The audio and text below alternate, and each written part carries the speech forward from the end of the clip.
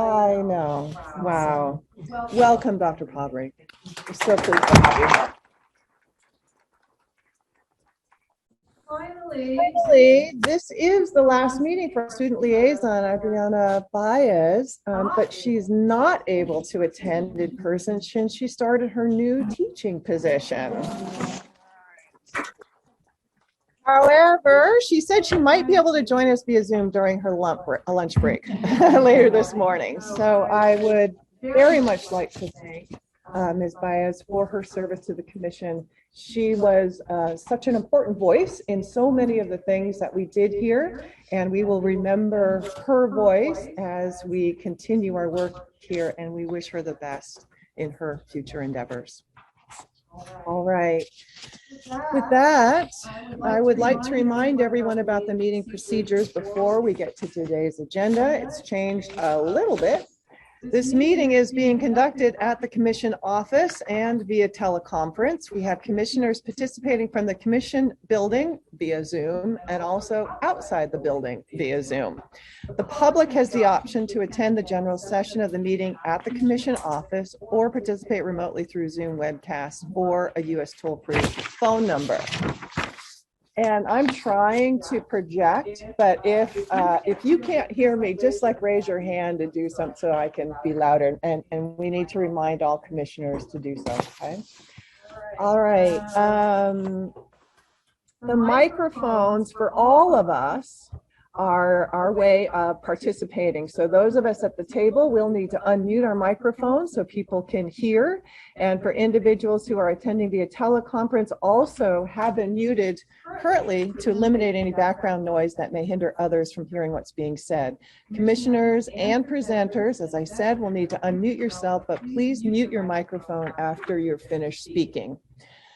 With respect to commenting or asking questions, commissioners will would like to speak, and you're here via Zoom, not in the room, please use the raise hand feature. Those of you who are in the room, we can still see you. Raise your hand. All right, motions and roll call. Because this is a hybrid meeting, we will need to conduct each vote by roll call today and tomorrow. With respect to Zoom identification, we'd also like to ask members of the public who attend the meeting via Zoom and would like to make public comment to check their Zoom identification. Your Zoom identification is the name used when logging into the meeting. It's important that the Zoom identification is accurate so we can call on you appropriately during public comment. Next, we'll cover the public comment procedures. The committee chair will announce when the public comment period is open during the presentation of the agenda item and ask for anyone who wishes to comment to notify the meeting moderator. Individuals who attend the meeting at the commission office will need to submit a request to address the commission card to the meeting moderator. The meeting moderator will notify that individual when it's their turn to speak. At that time, the individual will approach the table, the microphone there, and somebody will help ensure that it's turned on and you will speak into the speaker so that we and everybody on Zoom can hear you. Individuals who join the meeting via the Zoom webcast will need to click on the raise hand icon to inform the meeting moderator that they would like to speak on the item. The moderator will notify the individual when it's their turn to speak by calling their Zoom ID. At that time, the individual will be prompted to unmute their microphone and will be able to share their comment. The Zoom ID name used by the member of the public to join the Zoom meeting will be displayed to the public when the individual provides public comment. Individuals who join the meeting through the US toll-free number will need to press *9 on their phone to inform the meeting moderator that they would like to speak on the item. The moderator will notify the individual it's their turn to speak by calling their phone number and will allow them to unmute their telephone. At that time, the individual will be prompted to press *6 and will be able to share their comment. Please note, only a partial phone number will be displayed to the public when the individual provides public comment. All right. Each of our committee chairs will have the discretion to set a time limit on comments depending on the volume of speakers seeking to speak on a particular item. We ask that you keep your remarks brief and focused on the particular item you're speaking to. Please note this meeting is being recorded. After the meeting, the archived audio and video will be available via the Commission's website. Okay. On to agenda items. Item 1A is approval of the June 2022 minutes. First, do I have a motion from a member of the ad hoc committee to approve the June 2022 ad hoc committee minutes? I'd like to remind everyone that only those who served on the committee can make and second the motion to approve the committee minutes. And as a reminder, those ad hoc committee members are Commissioner Clack, Commissioner Grenoshire, and Commissioner Simmons. Do I have a motion to approve the minutes? So moved by Commissioner Grenoshire. Do I have a second? Moved by Commissioner Clack. Discussion? All right. Will the recording secretary call for the vote? Makita Grenoshire, Aye. Bonnie Clark, Aye. David Simmons. Aye. Motion carries. All right. Thank you. Next, do I have a motion to approve the June 2022 commission meeting minutes? So moved by Commissioner Martinez. Do I have a second? Seconded by Commissioner Heredia. Discussion? All right.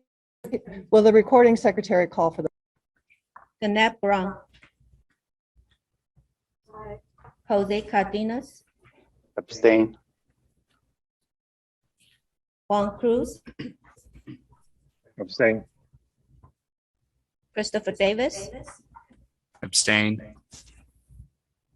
Michael De La Torre, Aye. Marisol De La Torre Escobedo, Makita Grenoshire, Aye. Megan Gross, Aye. Johanna Harwick, Aye. Susan Aradia, Terry Jackson, Aye. Bonnie Clark, Aye. Monica Martinez, David Simmons, Aye. Aye. Tina Sloan. Aye. Motion carries. Thank you. The next item is 1B, approval of the August 2022 agenda. We have an agenda insert for item 1C and a revised agenda item 3A. Do I have a motion to approve the August 2022 agenda? Moved by Commissioner Hartwig. Do I have a second? Seconded by Commissioner Davis. Sorry, Commissioner. I'm here. We're gonna get this. All right, discussion. Will the recording secretary please call for the roll vote? Danette Brown, Aye. Jose Cardenas, Aye. Juan Cruz, Aye. Christopher Davis, Aye. Michael De La Torre, Aye. Marisol De La Torre Escobedo, Makita Grenoshire, Aye. Megan Gross, Aye. Johanna Harwick, Aye. Susan Aradia, Terry Jackson, Aye. Bonnie Clark, Aye. Monica Martinez, David Simmons, Aye. Tina Sloan. Aye. Motion carries. All right, agenda item 1C is approval of the August 2022 consent calendar. Do commissioners have any items they would like to consider in closed session? Commissioner Hartwig. I would like to discuss number 40, Roman Martinez. All right, Commissioner Klatt. I would like to discuss number 55, Clement Michael Sapsher. All right, Commissioner Gross. I need to abstain for number 13. And also I would like to discuss number 59, Stidham Daniel. Number 65, Garden. I'm looking for Garden Sherman. And number 82, Beltran Raymond. Thank you. Other commissioners. Commissioner De La Torre Escobedo. Yes, I need to recuse myself from number 24, Megan Shane Dukes, and number 53, Saeed Safadust. Any other items to pull, commissioners? Oh, I'm sorry, Commissioner Michael Delatorre. Thank you. I need to recuse myself from consent calendar items 3, 17, 22, 35, 63, 64, 65, 66, 68, and 71. And also consent item 4, Sally Lamar. Thank you. Anyone else? All right. Do I have a motion to approve all remaining items on the consent? So moved by Commissioner Hartwig. Do I have a second? Seconded by Commissioner Cardenas. Discussion? All right. Will the recording secretary call for the vote? Annette Brown, Aye. Jose Cardenas, Aye. Juan Cruz, Aye. Christopher Davis, Aye. Michael Delatorre, Aye. Marisol Delatorre Escobedo, Makita Gwino Shire, Aye. Megan Gross, Aye. Johanna Harwick, Aye. Susan Aradia, Terry Jackson, Aye. Bonnie Clark, Aye. Monica Martinez, David Simmons, Aye. Tina Sloan. Aye. Motion carries. Okay. I will, before making my comments, which I will make very brief this morning, a brief check-in. How is this working? Okay, we can hear everyone. All right. So interestingly, one of the things that I was going to talk about is our, what seems like a relatively light agenda, given our marathon experiences that we've had over the last year or two. But then I also realized that our agenda touches on almost every critical issue that we have been discussing over the last couple of years. We have early childhood education on our agenda, as it is every time as we continue to develop. We have our Ed Specialist Performance Assessment work, another critical issue.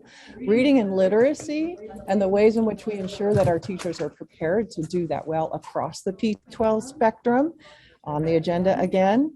The subject matter and the ensuring that our teachers have the appropriate background and subject matter to teach, to prepare and to learn to teach. Another critical issue. We have another program to approve in the process, one of our critical missions as well. And then, as with every meeting, we are looking at our professional conduct of educators in closed session, and we're getting a report on the professional practices division on how we are doing in monitoring the educators to ensure that our students have safe, caring classrooms in which to learn. And then we get to look at how the commission budget is going to help us do all of these things. So this is not a light agenda. This is an important agenda. And the other thing that I have noticed over time, at least for myself and I think for others, is the lens with which we're looking at all of our items. For a long time now, we have been shaped by the state of the world, by the state of education, by the state of classrooms, by the need for ensuring that we have more teachers in the classroom. The teacher shortage is, I wouldn't call it a cloud. It is, but it is there. It's over everything that we do and everything that we think about. And the fact that we want to ensure that we are allowing teachers from all backgrounds to be able to enter the force, that we know that diversifying our teaching force is one of our critical missions as well. It is one of the lenses through which I believe all of us look at all of these items, because I hear it at the table. And I hear each of you bringing your expertise and experiences and perspectives to bear on this. And I have learned a great deal over time. And my habits of mind have been shaped by what we do here. The other critical lens that we are using is opening up, at least for me, my thinking to P12. I know Commissioner Brown has always had that vision, but it is now becoming one that is much more a part of the way I think about educating children in California, and that's critical. Another one that we've always had, but I think I have learned so much more about, again, is access to education and equity for all students in the classroom, and what that actually means, what that means for the policies that we set here today, how that shapes what we not only bring to you, the staff bring to you at the table, and what you request is brought to you. Okay, seriously. What's that? Oh, it's an Amber Alert. Oh, okay. It's the Amber Alert. Oh, man. Oh. All right, I'll put it here. This is what, I don't know if you can see this. It's like the mowers, like the mowers. I know. We really wanted all of us commissioners at the table to experience what it is like to be a teacher in a classroom just when you're getting going. You've got a fire drill. That was just a test, thankfully. Thankfully, that was just a test. This morning is a test. Oh, is it going again?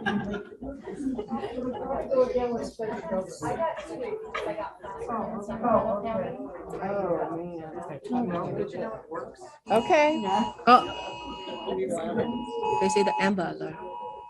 Is it sweeping the state? Is that what the issue is? Yeah. Okay. So for all of us who are registered. Yeah, because my phone's on each county. All right, you know what? I'm going to wrap up my and say thank you for being here and doing this hard work. And we are going to do some great work today. All right. Item 1E is the Executive Director's report. Mary, I shall turn it over to you. Good morning, Commissioners. I hope I've pressed all the right buttons to be heard by those in the room, those outside the room. You know, we are being tested, but we are persevering. That's what we're doing. And we learned those skills with COVID, didn't we? Right? We kept going. And so far, we're going to keep going. So I'm going to make my report brief. I want, first of all, to really seriously welcome Commissioner Marquita Grano-Shire and Commissioner Pavri to this table. We are so fortunate to have you here. We have a full commission. Isn't that exciting? I think that's happened maybe twice in the last decade, and it's remarkable to have all of the voices represented here that help us make really good decisions. So thank you and welcome and congratulations. I wanted to just highlight that we have vacancies on the Committee of Credentials right now. We need public and elementary teacher seats filled. The application for that is on our website. I'm happy to circulate the link to that, but this is really quite critical work. As you know, Committee of Credentials manages the review of disciplinary cases, and we need to have the full body there also in order for that work to be manageable by the committee. So anyone that you know in an elementary teaching capacity or in a public capacity who could serve on this committee, please have them apply, and we would like to interview and ideally make some appointments at the October commission meeting. We also still have we have a vacancy now for the student liaison member of the committee, of the commission, and that application is also on the website. So we're looking for someone who is in an educator preparation program. And if you know anyone who would like to urge them to make an application, we will get that process going and ideally have appointments for the October meeting as well. So as the chair was trying so valiantly to say while we were listening to Amber Alerts, I want to just reinforce we have such a remarkable opportunity both at this meeting and in many ways. I mean, this is August, so let me say to all the educators, Happy New Year. All right. It's this is the start. This is the start of our new year. And Rhonda and Haiju, I wonder if you could mute yourselves. That'd be great. So we are at the start of a new year, and we are also at the start of a new fiscal year. And the budget item tomorrow will give a pretty thorough overview of what is coming the Commission's way. It's arrived, and it's a significant infusion of resources. Some of it, a good portion of it goes with new areas of work that we need to build out, and we look forward to having a good conversation about that tomorrow. But it really is a reset moment for us in many ways.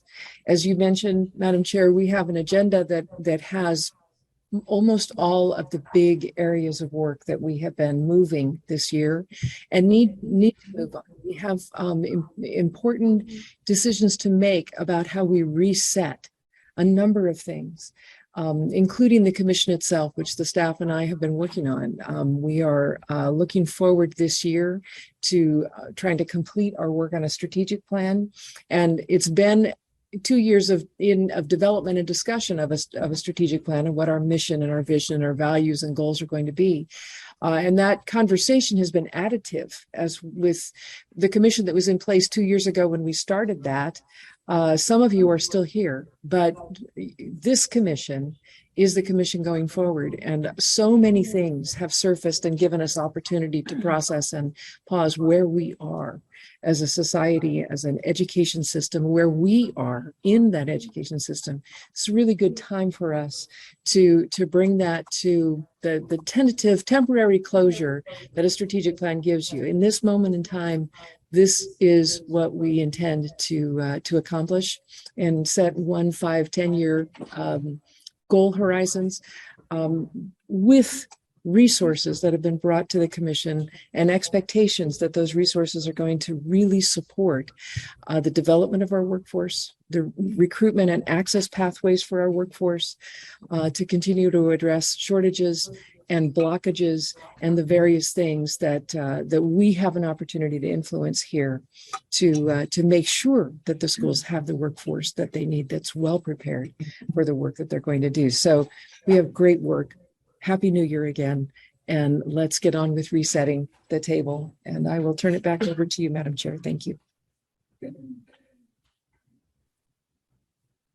Thank you, Executive Director Sandy. And I just remembered one thing that I did want to share with all of you with respect to things that people have been doing to help some of our efforts. One of the things that we have talked about a lot at this table is the need for anybody coming into the teaching profession to have, or preparing teachers for the profession to have a central place for understanding what funding is available to them. And some people in this room, several of us have participated in a project at UCLA Center for the Transformation of Schools called the California Educator Diversity Project. They have just come out a few months ago with a guide called the Funding Guide to More Diverse Schools in California. So if you Google the California Educator Diversity Project, you will find it, and you will see that it is what we have been talking about. What are the funds available for somebody who wants to become a teacher? What are the funds available for programs who want to prepare teachers? What are the funds available for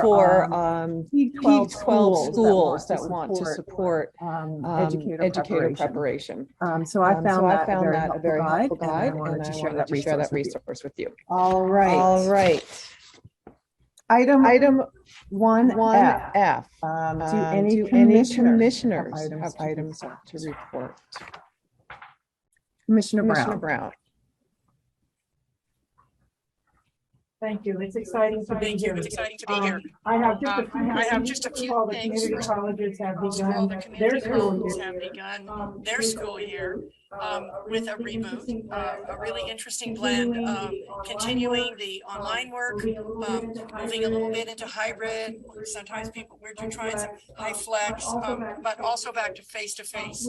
We're especially grateful for the commission in offering flexibility for student teaching, but we're really pleased to be able to put our student teachers back into clinical practice in classrooms, which is going to be for the first time since the spring of 2020. I also wanted to bring up that some key colleges, community colleges, are working with developing early childhood apprenticeship programs, and that's really going to help access to education and diversify our workforce with 20 hours a week of paid apprenticeship work in a classroom, along with paid tuition for the classes that they take. We expect that our 3-year grant will be able to show how students can get in and in 3 years can work a 20-hour-a-week job that they get paid, and they get key increases in pay each. Then they come out with an associate degree for transfer, as well as a master teacher permit. So we're really excited about that. And also we're, as you know, particularly excited about all the work that the commission and the legislature is doing to support PK3 credential, that getting all those voices in, both ECE and the credentialing world, both CDE and CTC, the Department of Ed and the Commission, and both the community colleges and all 4-year institutions. That's really exciting. So thanks for letting me do that update. Thank you, Commissioner Brown. Before I ask another, I want to check in. Commissioner Jackson and Commissioner De La Torre, are you able to hear us all right there? Yes. Yes, good. Okay, super. Other commissioners with items to report. Commissioner Klatt. There we go. I think I'm on. I just wanted to report out, I had the privilege of attending a National Endowment for the Humanities residential seminar this summer. And so it was a week long of living in a dorm with about 40 other educators from around the country. The particular seminar I attended was called Creating Communities in California, Chinese American Voices. And I learned so much about this region, and for all of us, I think last year was a rough year, and just getting to be able to be with other educators who were passionate and spending part of their summer to learn and deepen their practice did my heart a lot of good. So I wanted to share for 2 reasons. One, if you get the chance to attend these seminars, you get your travel expenses paid, you get a stipend, and they're all over the country in a wide range of topics. Applications come out usually around January-ish. So if you look up National Endowment for the Humanities teacher programs, you'll find them, and they're really wonderful. But the other reason I wanted to share is that our group, about midweek through, kind of abruptly changed course in the middle of one of our sessions, and the discussion turned to representation in teaching communities. And there were many teachers there, teachers of color, especially Chinese American teachers, who shared stories of being the only Asian American teacher in the room, not only in their teacher preparation programs, but also among their colleagues. And we discussed, they were intense discussions that we had that afternoon, but they were so powerful. We discussed how important it is to have representation in all levels of leadership and education. And it reminded me of how important the work is. And so as Chair Sloan, you were talking, you shared the resource from UCLA. It was great to see that. And again, it made me happy to see all the work that we're doing here and re-energized for this new school year, that we continue to address the importance of representation. So I wanted to share that. And again, it's a great plug if you want to talk to me about it on the break, or I wanted to plug, sorry, the NEH program. So on the break, if anyone has any questions, I'd love to chat about it. Thank you. Thank you, Commissioner Klatt. Other commissioners with items to report? Commissioner Pavri, and just a reminder to project our voices out to our audience. Thank you. Thanks for the opportunity to. The California State University system is excited to welcome all our students back for the new academic year with a strong focus on our graduation initiative 25. Pause you for a moment. Can you hear? Can you hear me? Can you hear me? Yes. Yes. Wonderful. All right, thank you. No worries, no worries. I wanted to share about just three initiatives that are underway in our educator and leadership programs division. The first being our CSU Center to Close the Opportunity Gap. This was a state-funded center, which is in its just completed its second year. And at the end of July, had an educator summit on the topic of relief, recovery, and rebuilding with our state superintendent, Tony Khan, giving the keynote address. We have an initiative on the Center for Transformational Educator Preparation Programs that's funded by the Gates Foundation with a focus on recruiting, preparing, and retaining Black, Indigenous, and teachers of color. We are actually bringing in our second cohort of CSU campuses into this initiative for a total of 10 CSUs who will be participating actively in this area. And we also have a shared initiative between the UC and the CSU known as ECLIPSE, which stands for the Environment launched in 2019. And that initiative will be relaunching on the 15th of September at the University of California, Irvine, which is a partnership between the UC, CSU, and 10 strands, with a goal to graduate all of California's high school students to be literate in climate and environmental justice issues and solutions. Thank you. Fantastic. Thank you. Now I'd like to call on Commissioner Jackson, please. All right, do you still have your hand up, Commissioner Jackson? Yes, thank you. And just to let you know, I can hear all of you. There's an echo, but I can hear everything you're saying. I just wanted to talk, just to say, you know, we have this new fiscal year starting with the Department of Ed, and there's a lot of exciting programs that are going on that have been funded through the Capitol from community schools. Hopefully you've been reading a lot about that infusion and how California is really leading the way in that area. From our department, our division, we currently have an application out for anti-bias grants that districts can apply for and do that important work. But I just wanted to highlight what was really successful from last year, and that's the National Board Subsidy and Incentive Program that is directly out of our office. And next month, the applications for the second cohort of subsidy applications will be released, and then in December for the incentives.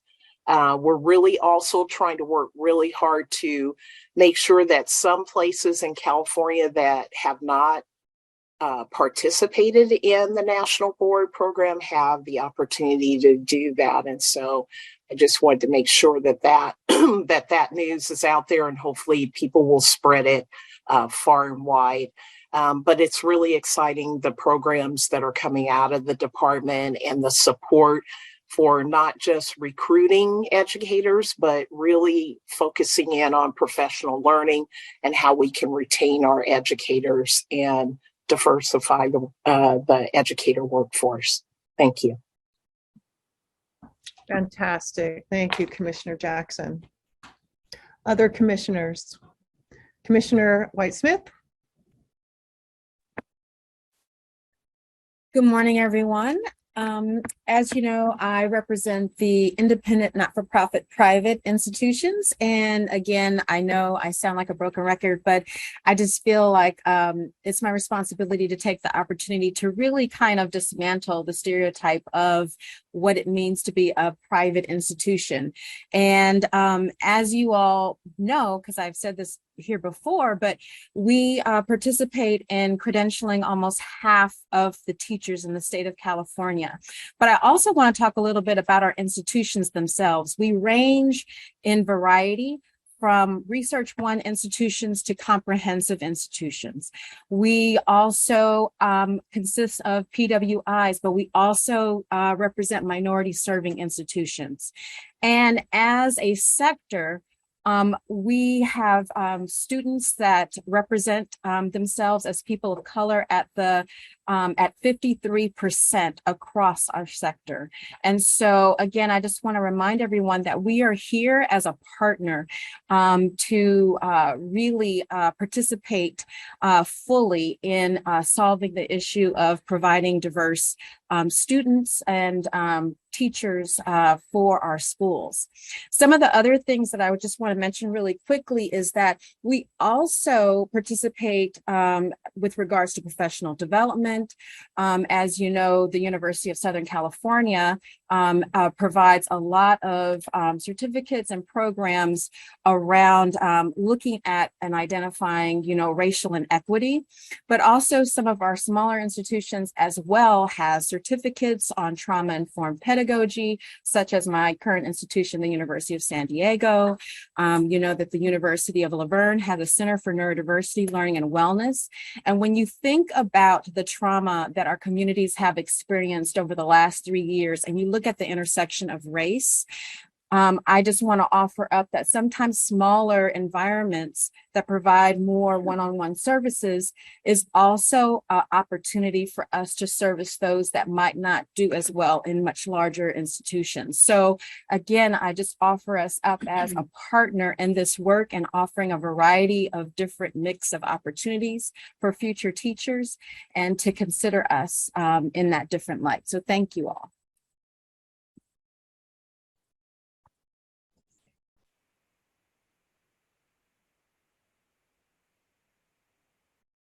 Thank you, Commissioner Weissman. There we are. Other commissioners with items to report. Commissioner Francois. Now remind me, do I need to unmute myself or no?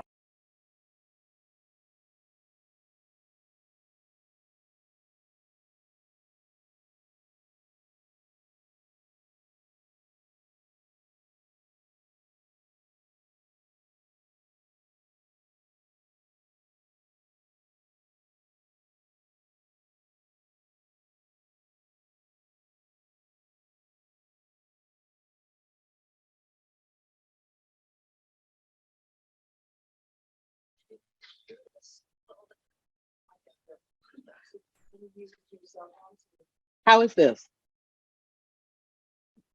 Audience, can you hear me? Thank you so much for that affirmation. So at the last commission meeting, I reported on the progress of the 21st Century California School Leadership Academy, which we call 21 CSLA. And for those of you who weren't there, 21 CSLA provides support to school site and county office leaders in the areas of leadership centered on equity, diversity, and inclusion. It's housed at UC Berkeley, and it's a collaborative partnership between UC Berkeley, the California Subject Matter Projects, and UCLA. We are now embarking on expanding this work into universal transitional kindergarten. A planning group has been convened to talk through and think about, so how do you design this work for UTK and eventually Commissioner Brown to all early care leaders. So that's really exciting work. Part of the 21 CSLA work is, again, in partnership with the California Subject Matter Project. For those of you not familiar, that's a network of discipline-based professional development providers across the state. And they are housed at County Office of Education, the UCs, and the CSUs.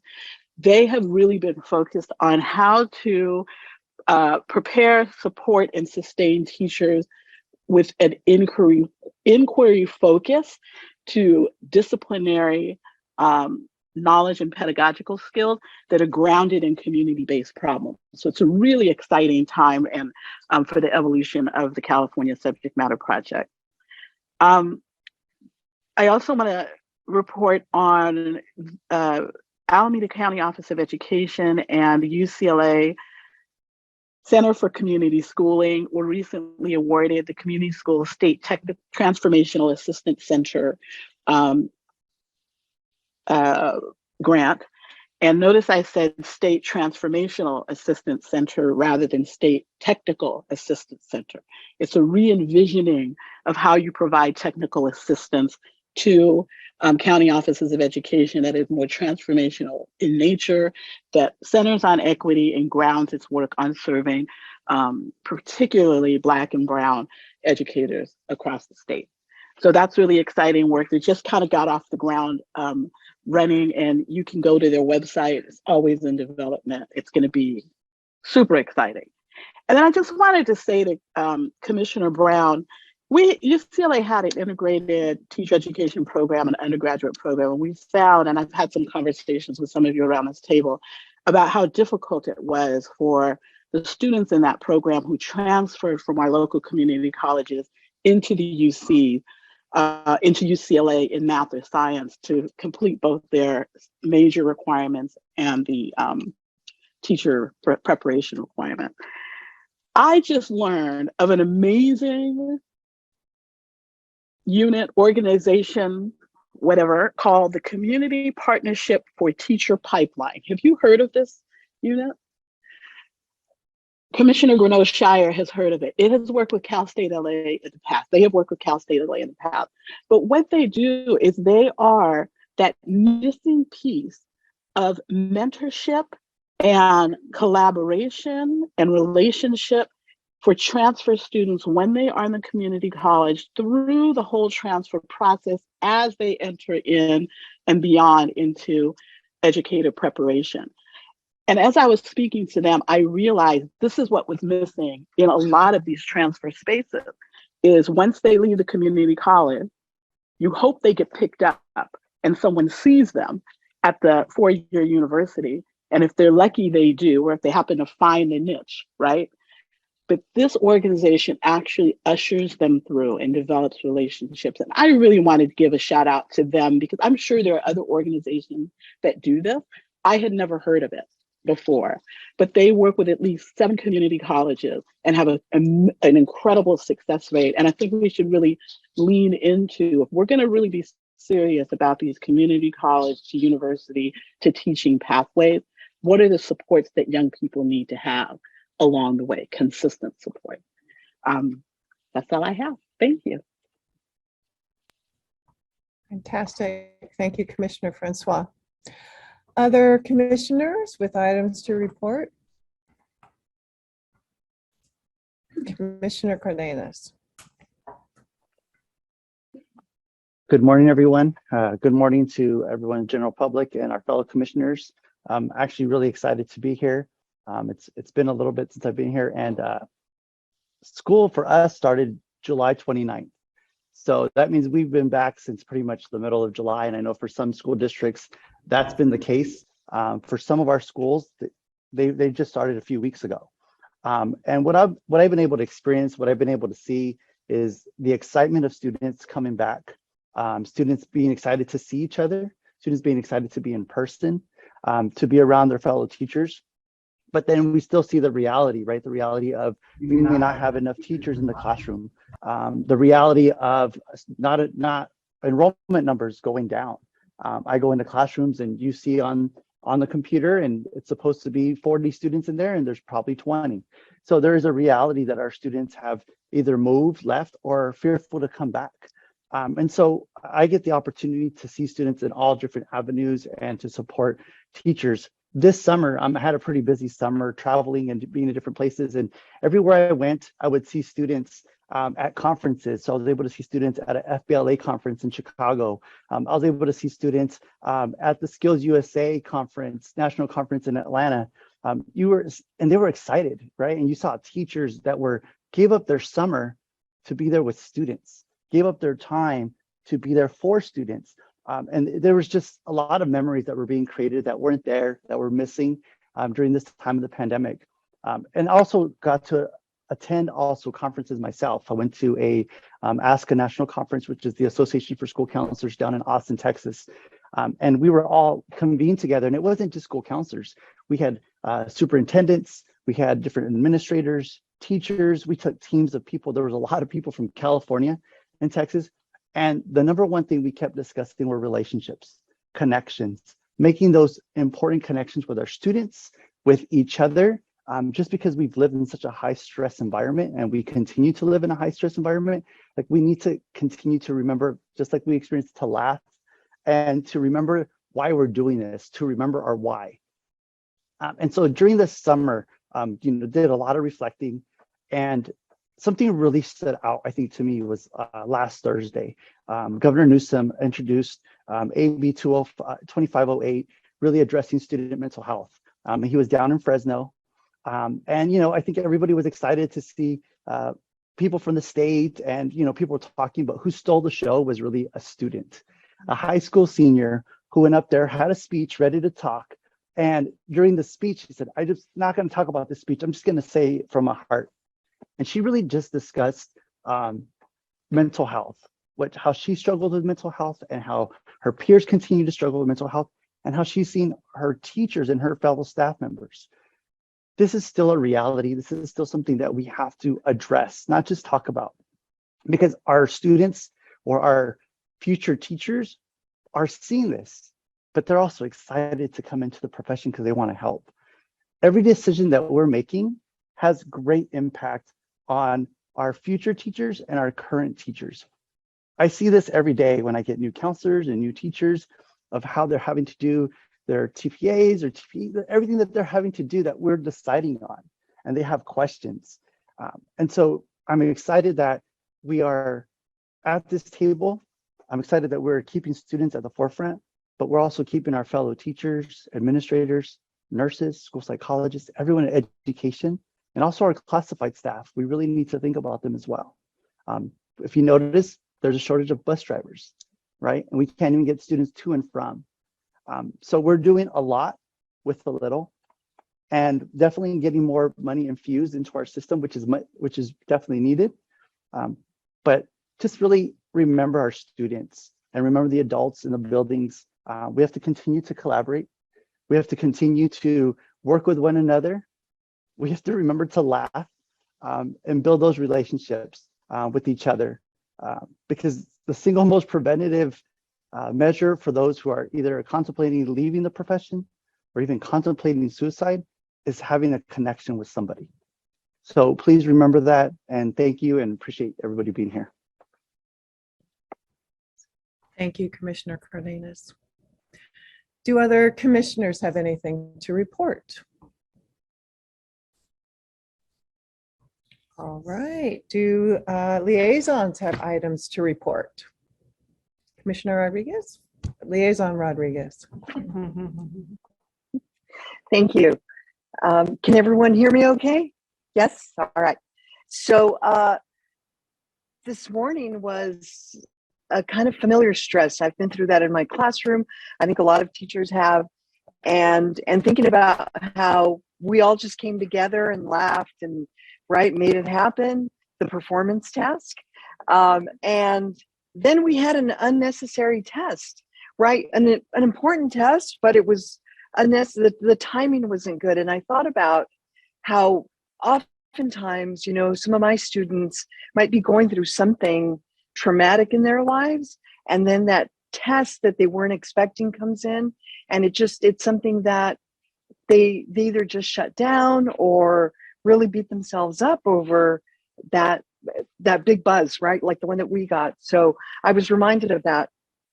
And so speaking of performance assessments, personally, I'm excited to have signed up to renew my national board certification. The maintenance of certification, which, ensures that even though I certified in 2005, that I'm continuing to contribute to the profession and contribute to student learning and student achievement. So the MOC, maintenance of certificate, is actually good for another 5 years. Of course, if I pass the performance task. So that said, I'm happy to be here with everyone, and my updates from the state board are mostly programmatic, aimed at sharing opportunities with LEAs around community schools funding, grants for MTSS implementation. And I also have a few announcements related to literacy and teacher data. So as a memo from CDE to the SBE this month outlines, the second round of planning and implementation grants for community schools will take place this year, with the RFA for planning grants coming first on November 1st. And the implementation grants RFAs being released in January. The California Community Schools Partnership Program received an additional $1.1 billion in the 2022-23 budget, bringing the total program allocation to roughly $4.1 billion. Planning grants are limited to the 21-22, 22-23 school years. However, and qualifying LEAs are highly encouraged to apply. As I shared with my district, there's a new round of MTSS grants available right now, from the Orange County and Butte County Offices of Education to LEAs to support MTSS implementation. Schools can receive between $50,000 and $100,000, and consortiums can receive up to $315,000.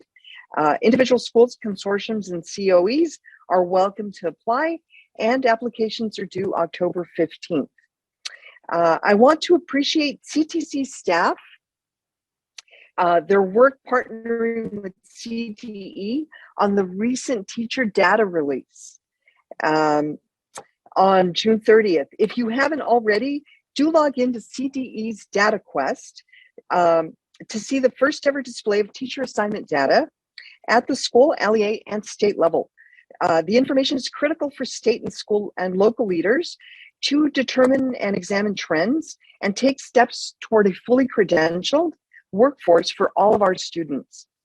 Finally, with a nod toward the great work CTC staff is doing to implement SB 488, I want to share that SBE President Linda Darling Hammond has recently published 2 commentaries on literacy in EdSource. She names CTC's work and the literacy TPEs as critical pieces to addressing our state's reading challenges. So I highly recommend it. And with that, thank you very much.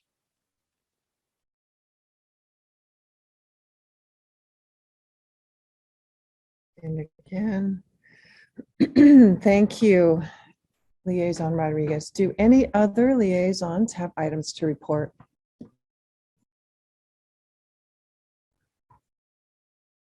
Okay, well, I keep expecting a group of commission staff to run in and tell us about the pep rally in the parking lot during lunch. I just think this morning is a continuation of who knows what.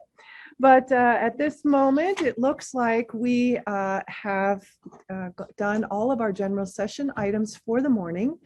And I think I'm seeing around the table that people would just like a quick 10-minute bathroom break, because we have been in our seat since 9 anticipating the start. So 10 minutes, would you please come back at 10 minutes after 11, ready to begin? And with that, I will, what am I doing? I will recess the general session now, and then we will move to the Educator Preparation Committee at 11:10. Terry, can you hear me? Yes. Yes? Okay, because I don't think I'm going to use my pods. You can hear me well? Yes, I can hear you perfectly. Yes. Yes. All right, thanks. Yes, can you hear me? No. Yes.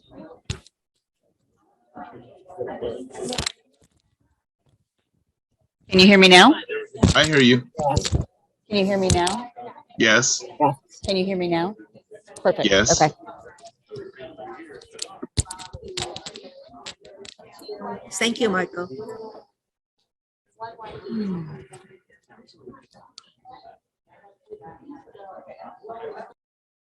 Michael, can you hear me? Yes, I can.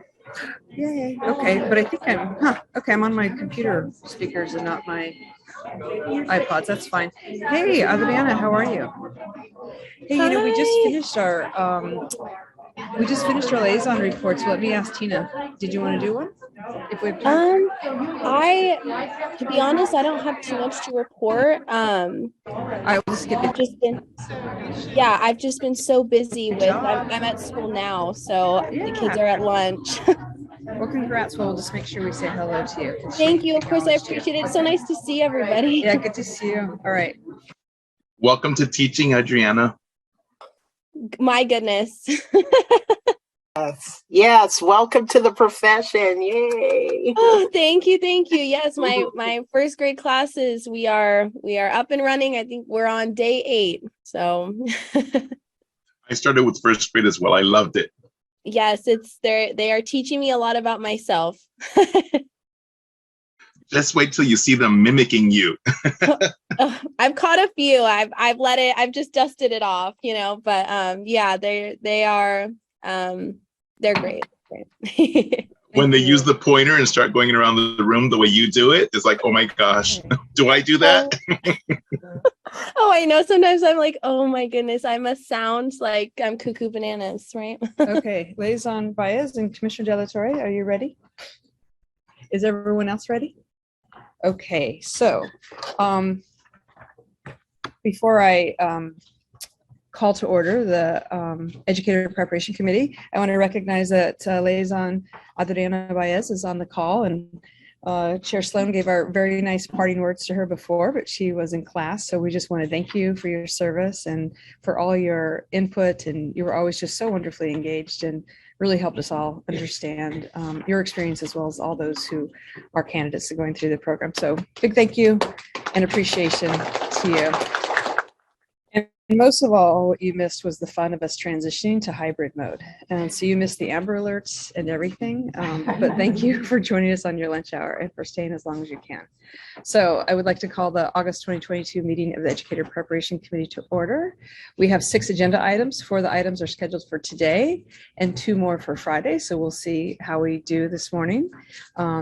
Just between, it's me and then your all's lunch. So I know that you have a lot at stake here in terms of moving forward with our agenda items. As a reminder, if there are members of the public that would like to give a presentation or a public comment, please notify the meeting moderator by submitting a request card if you are here. And of course, if you're on Zoom, click on the raise hand icon if participating, or press *9 to go off mute. We will have a limit of 2 minutes public comment, and you guys see that we have the famous blue sky timer in the middle of the Zoom screen, so that should help us all stay on task. The first item today is 2A, initial institutional approval, stage 3 consideration of provisional approval for Gateway High School. This item is being presented by Michelle Williams-George. It's an action item, and Ms. Williams-George, will you Thank please? you. And can whoever needs to hear me? I hope so. Okay. Good morning, commissioners.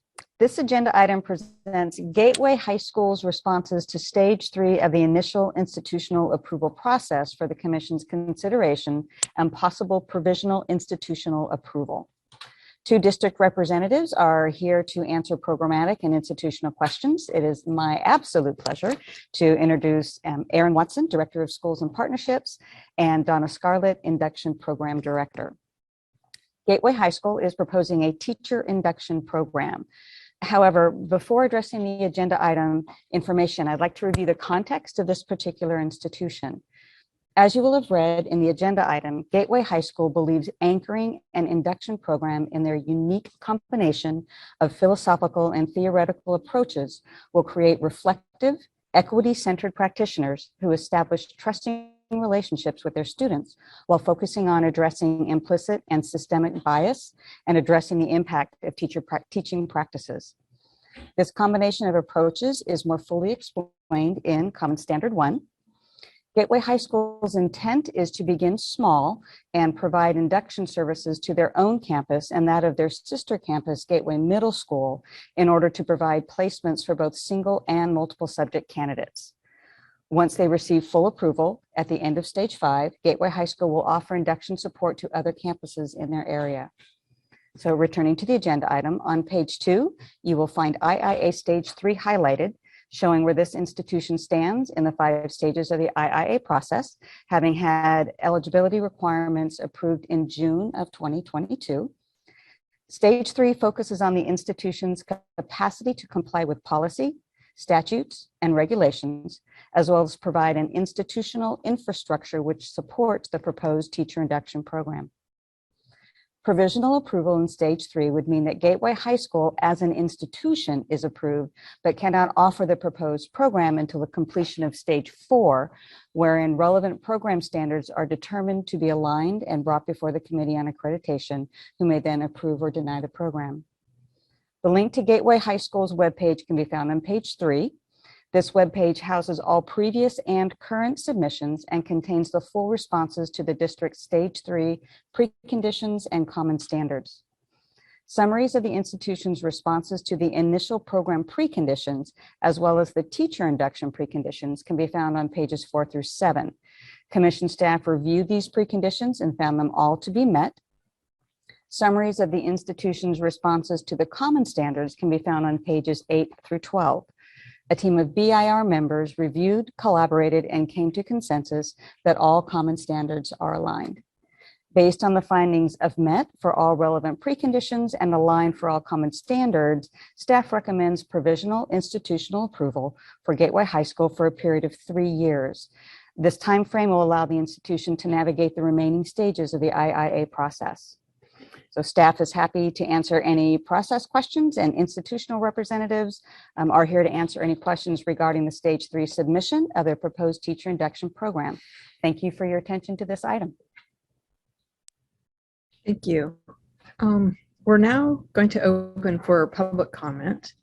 If there are members of the public that would like to give a presentation, again, if you're in the audience, provide a request to our staff here. If you're on Zoom, click the raised hand icon or press 9. Are there any public comments, recording secretary? We do not have any public comments. Okay, let's give that a second. Okay, the public comment period is closed. Commissioners, do you have any questions or comments on this item? I'll be sure to look at the Zoom as well as around the room. I see that Commissioner Klatt has her hands up. Please, Commissioner Klatt. There we go. Thank you. I have a question, and I think I asked the last time that Gateway was here. I may have asked a similar question, but I wanted to clarify. In the materials, there was language that said if a grade level and or subject area match is not possible, the program director will assign both a mentor and a grade level subject specific instructional coach to provide the mentoring. And so I was hoping maybe someone could clarify the difference between the mentor role and the instructional coach role, and when those meetings would occur. With those meetings, is there time built into the school day for those meetings to occur? So if I could get clarification on that, it would be helpful.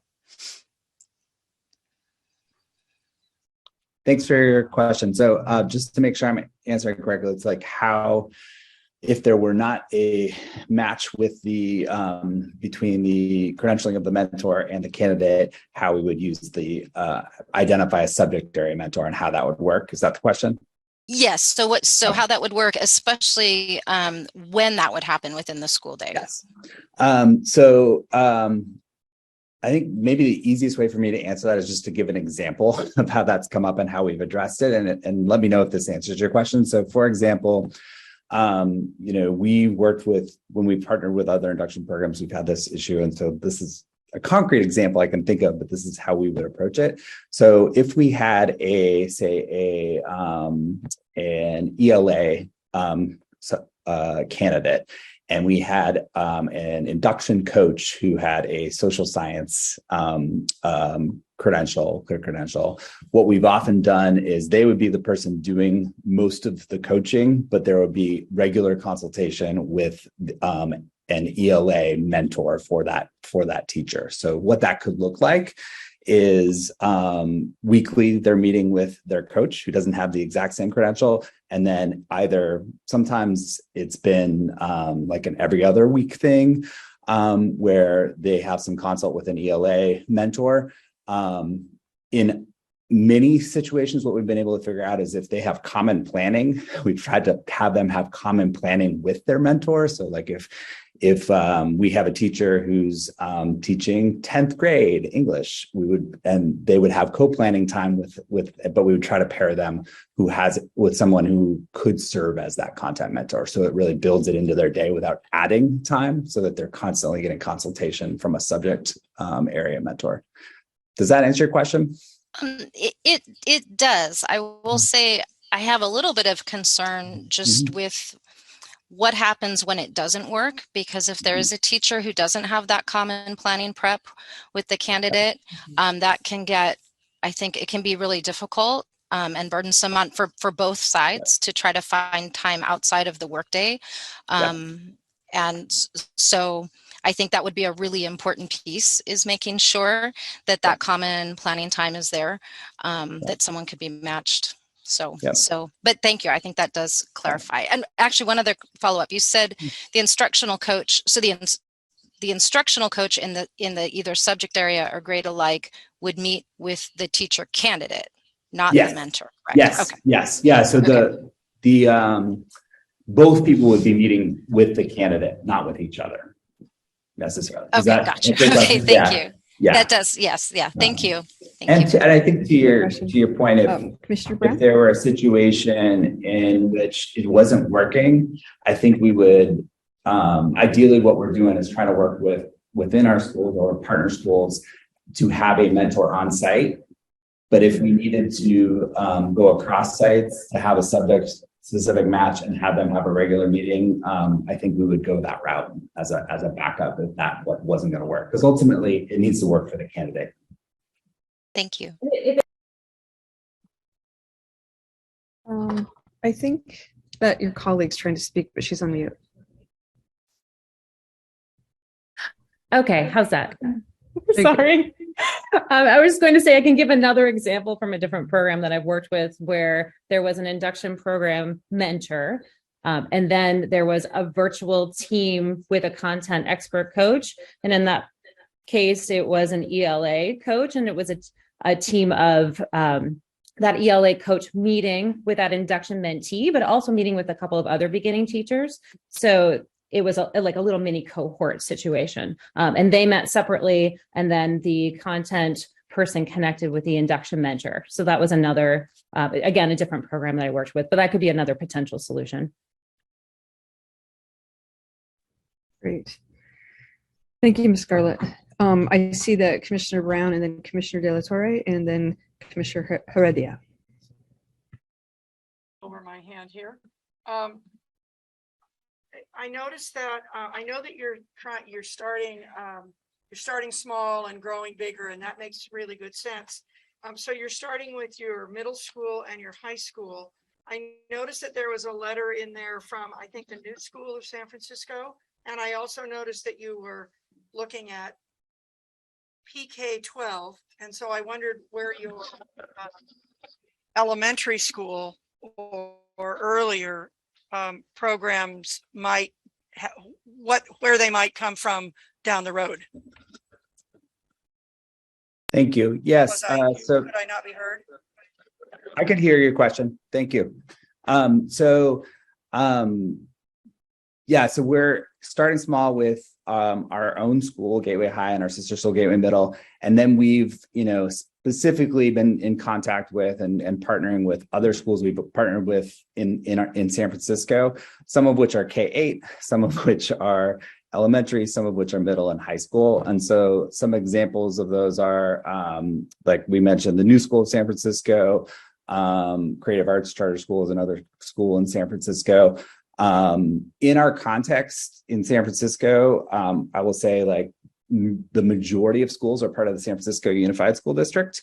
They have their own induction program that is currently serving over 500 teachers and is, really they are stretched in and of themselves, as a lot of us are. And so what we're looking at is how can we support our teachers, but also some of the other smaller schools in our city as a starting point.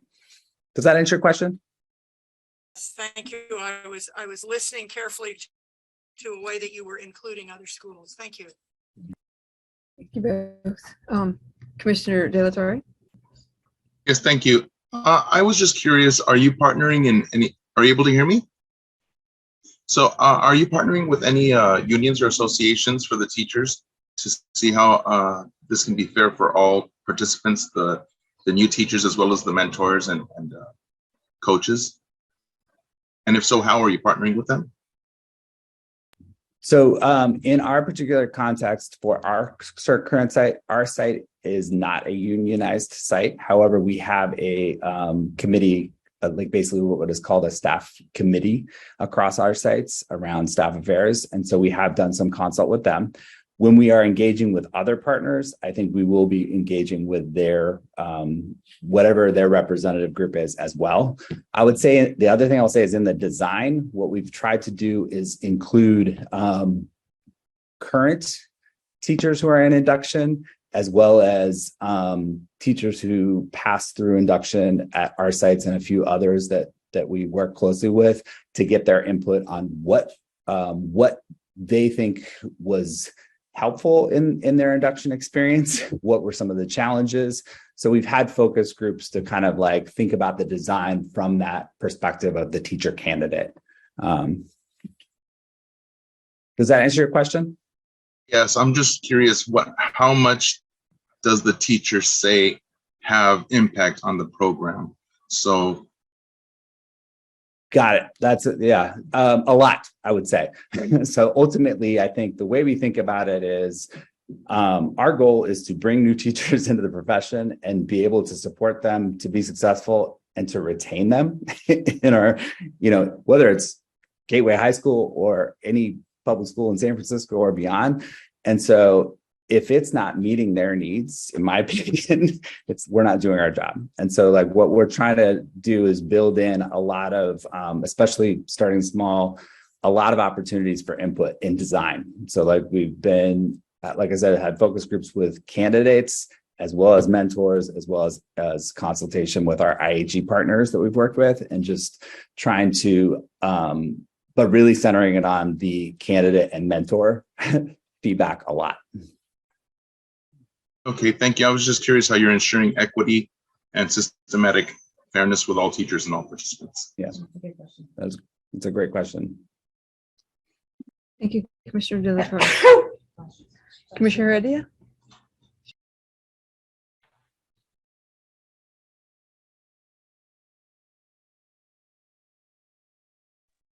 All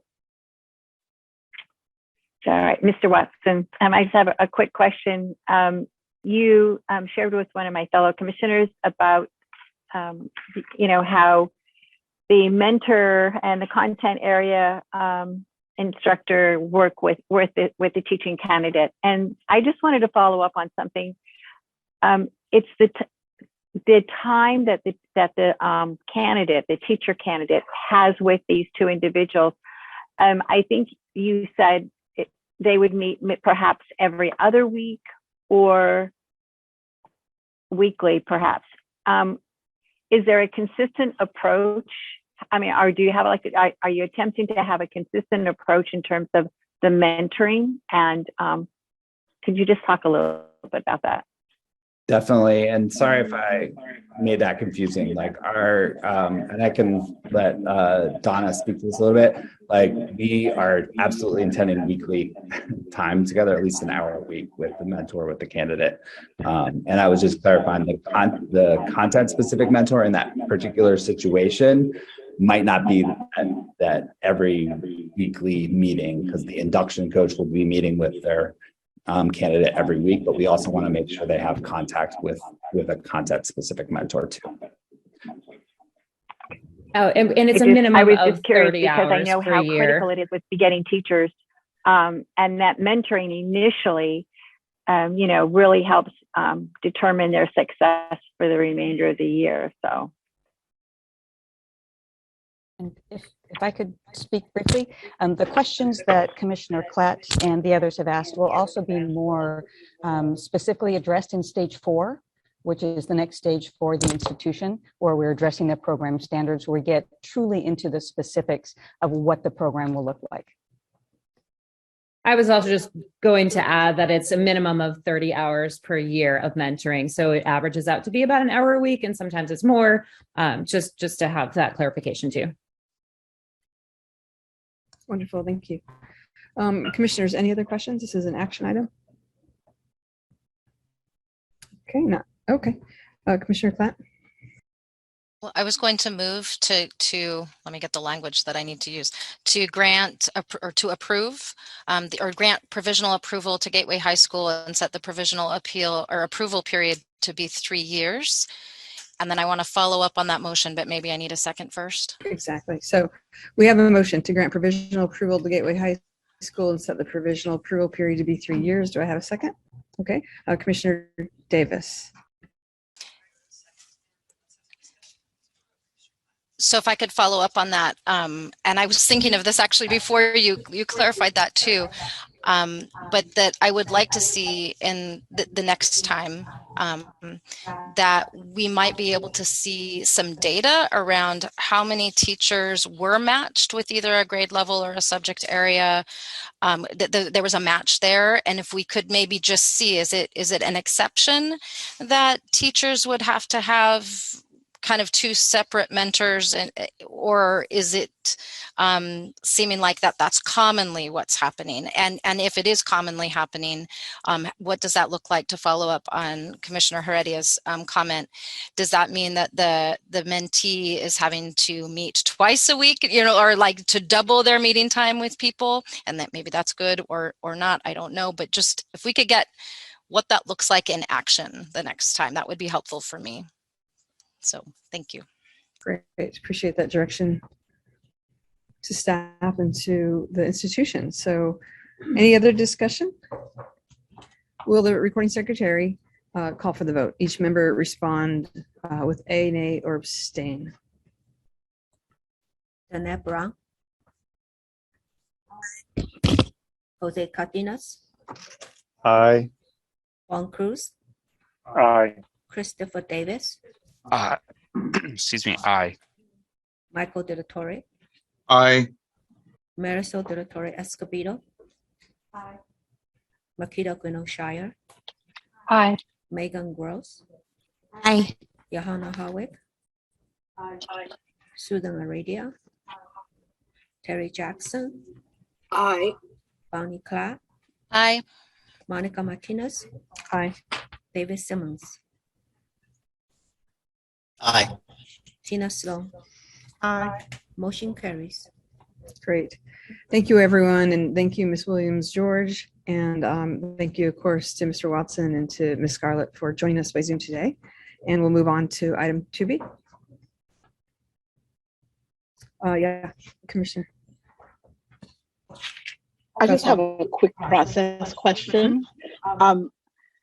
Oftentimes when we have these discussions, something occurs to me that I'd like to discuss, but it's not, it doesn't affect one way or another how somebody's going to vote on that particular item. Is it appropriate to bring it into the discussion as we're trying to decide whether to approve, or how do I bring something up that's kind of tangential? Maybe about the related? approval eligibility process in general, I mean? In general. I'm going to look at our executive director, Sandy. So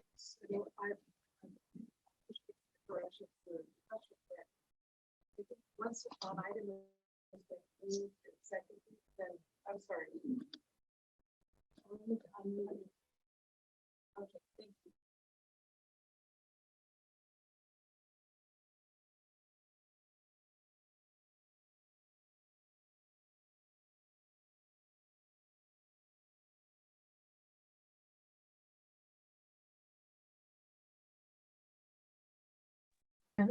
Can you hear me now?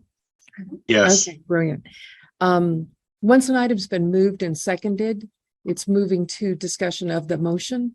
But while you're in open discussion of an item and there was a lot of question and answer and engagement with the entity seeking approval, raising questions and opening lines of discussion is appropriate. If it is straying beyond the focus of the item, then it can be something that you ask us to agendize at a future meeting.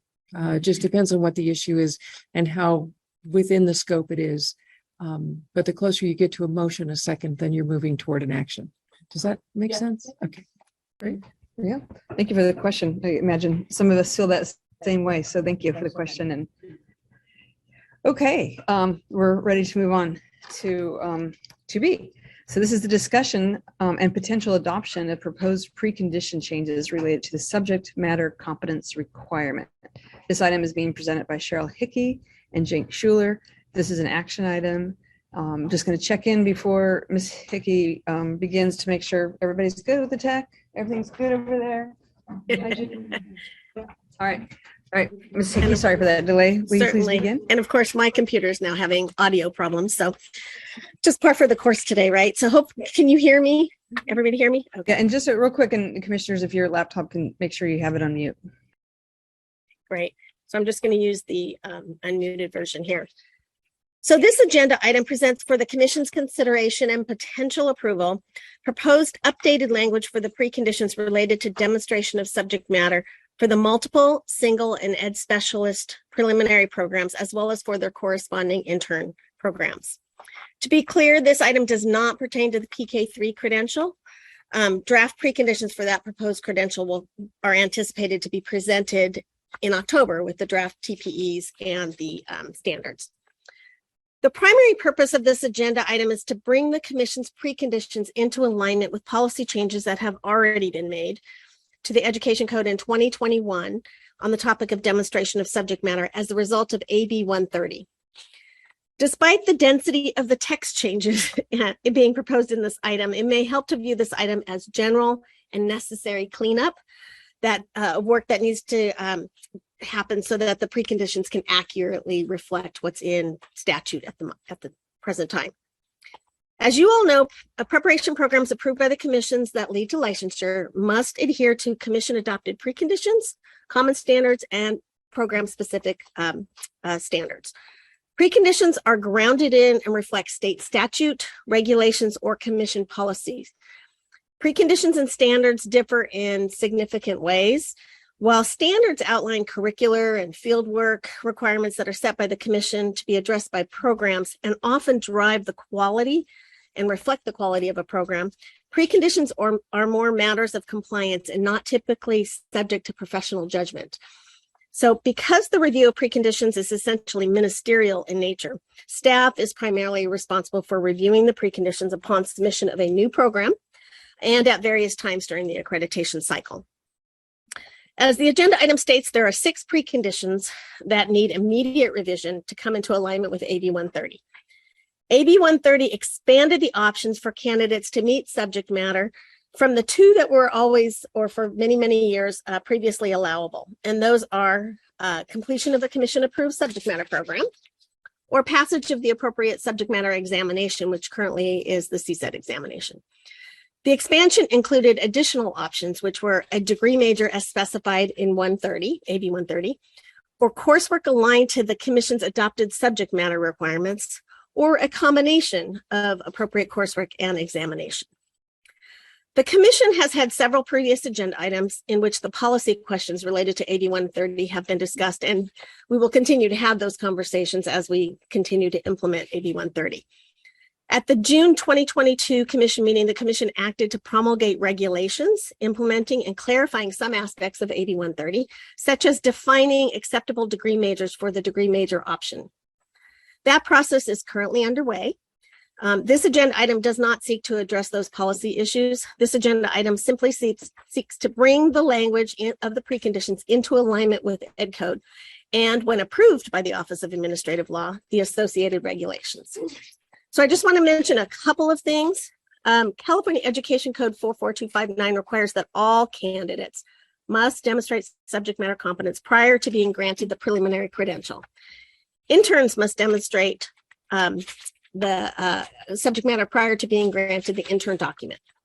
The Commission's long-standing policy, as expressed in the Commission's current preconditions, require demonstration of subject matter competence prior to daily whole class instruction. At the Commission's June 2022 Commission meeting, the Commission suspended that particular requirement, so prior to daily whole class instruction, through May 1st, 2023, and action on this agenda item today will not affect that suspension. So I just want to be very clear about that. As noted previously, the associated Title V regulations are in progress. The draft of the proposed preconditions In the draft, there are references to both the Ed Code and the proposed regulations, and at this time, only the Ed Code sections are in effect. And the Title V references would take effect only once the regulations are actually approved by the Office of Administrative Law. We intend to be extremely clear about this if the Commission adopts these regulations or these preconditions today. So the first change that staff is proposing is to precondition 5 for multiple single and 2 for ed specials. They're kind of hand in glove, beginning at the bottom of page 3 of the item. Flip to that. Currently, these 2 preconditions require that teacher preparation programs assess each candidate's standing in relation to subject matter at admission, and that the program admits only those candidates who meet one of the criteria that show that they either have met subject matter requirement or are actively attempting to meet the subject matter requirement. So there's a bulleted list of criteria that programs need to review. This precondition essentially is outdated because the language does not reflect the variety of new options available to candidates to demonstrate subject matter competence. And further, after talking with a variety of programs, many argued that this precondition is no longer feasible. Having more available options for candidates, while really beneficial for breaking down barriers and opening the doors to this profession, it requires more time and work on the part of the preparation programs to determine if someone is subject matter competent. So staff is proposing a slightly different approach to this precondition. First, the proposed language will require that clear information about the options be made available to candidates and prospective candidates in all admissions and recruitment materials so that candidates and applicants know very early on what's required and how they may meet those requirements. And then second, the language proposes that all candidates be assessed at admission for their standing as it relates to the subject matter competence requirement and are given notification within 60 days of admission. So what does that mean in practical terms? The institution would need to determine whether an individual has either successfully completed a subject matter program, has passed the appropriate CSET exam, or has earned an academic degree major that is acceptable. If the answer to that is no, and a coursework evaluation has to be done, the institution must notify that candidate within that 60-day period. So that 60-day notification to the candidate would say whether it's been determined that they have met subject matter competence requirement or whether a coursework evaluation still needs to be done. The institution would not be required to have completed the coursework evaluation by 60 days after admission. And that was very important to some of the institutions that have a larger number of candidates, so they have a lot more to go through.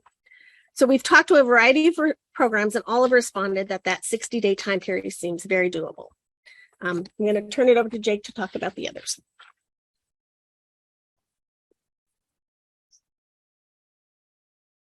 Right. Thank you, Cheryl. So the second change staff is proposing is to precondition 6 for multiple and single subject programs and precondition 3 for education specialist programs. And this information starts on the bottom of page 4 of the agenda item. These preconditions require programs to determine that all candidates have satisfied subject matter competence prior to beginning daily whole class instructional responsibilities.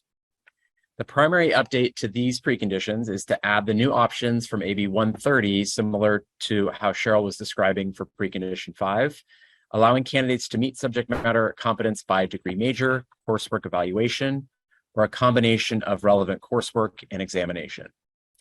In addition to some minor edits for clarity, other changes to these preconditions include, first, a removal of the language related to intern programs, as intern programs already have their own set of preconditions with the requirement of meeting subject matter competence. So it was confusing to have different references in this set of non-intern preconditions. Next, in section A4 and 5, which is on the top of page 5 of the item, there are 3 references to the proposed Title V regulations that Cheryl mentioned, which would not become available until after, if approved by the Office of Administrative Law. Next, for paragraph B for precondition 6, staff is proposing some clarifying edits.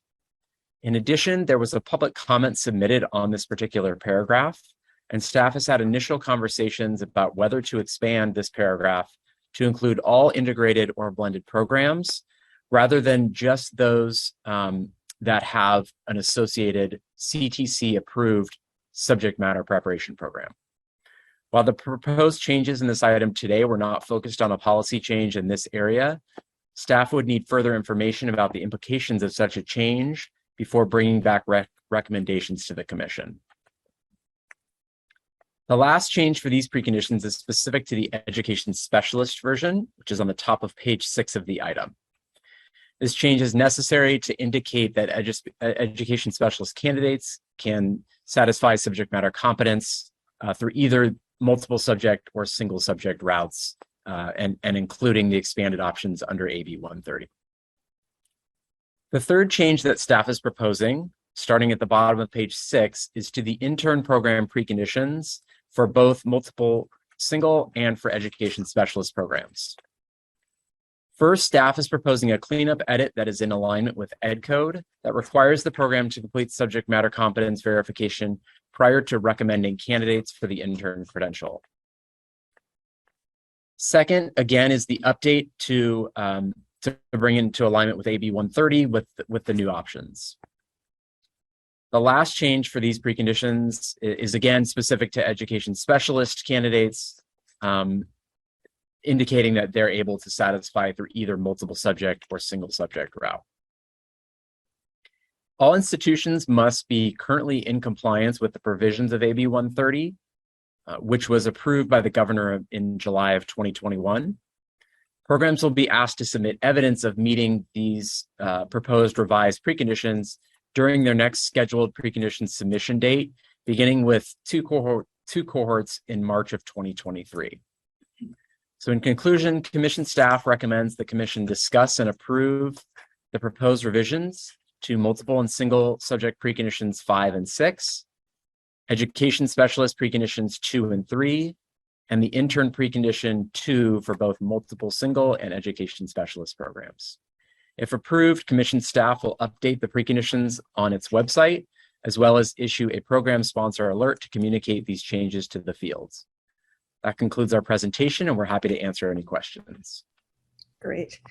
Thank you, Mr. Schuler, and thank you, Ms. Hickey. We will now open for public comment. If there are members of the public that would like to comment, please notify the meeting moderator by submitting your request card if you're here. And of course, if you're on Zoom, please click on the raised hand icon or press *9. Recording secretary, and we will limit public comment to 2 minutes. Recording secretary, are there any public comments? Yes, can you hear me? Yeah, I can see. Yes, we do. Okay. Nancy Hurlbut, please unmute your microphone and share your comment. Hi, I just wanted to actually thank David. We put some public written comments in about the subject matter, and on Monday, David reached out to me to say he wanted to work with us on that. So I just wanted to say thank you to David. That's all I wanted to do. So for child development and early childhood to be a subject matter. Thank you. Other public comments, recording secretary? Yes. Jan Fish, please unmute your microphone and share your comment. Hello, I am Jan Fish, Professor Emerita and current professor at Cal State Northridge in the ECEMA program and co-lead of PEACH with Nancy Hurlbut. And I too want to thank David DeGeer for coming back to PEACH and to CalBAX to work on the work that's been described by the presenters today at CTC on further looking at our BA programs in child development and early childhood in defining acceptable baccalaureate programs as part of AB 130. Thank you very much. Thank you. Recording secretary? Jessica Sacco, please unmute your microphone and share your comment.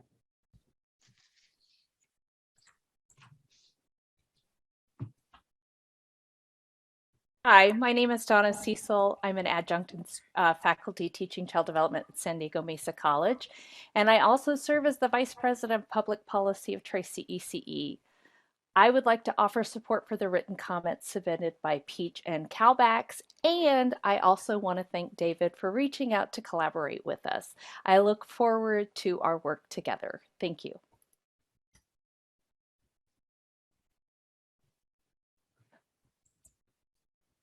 Denise Kennedy, please unmute your microphone and share your comment. Hi, thank you, commissioners, and thank you, CTC, for this work. And as you can tell, the early childhood and child development programs are very grateful for David for really reaching out to us to really understand our programs. And I just want to also thank the work that's being done. It's been a fast-moving train, and we're all trying to hang on. But we hope that in the near future, we can also incorporate child development, early childhood education staff on CTC as well as on the commission. So thank you very much.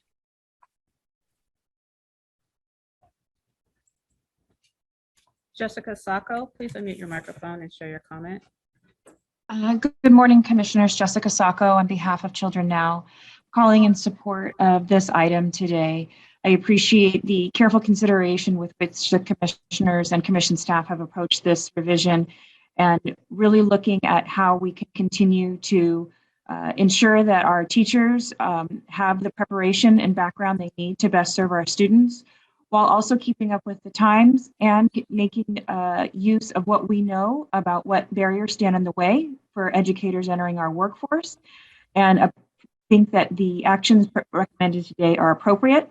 And I will also align my comments with the previous speakers relative to early childhood and appreciate actually all of the commission staff who I have found over the years to be very open, welcoming, and interested in dialoguing with stakeholders. Thank you.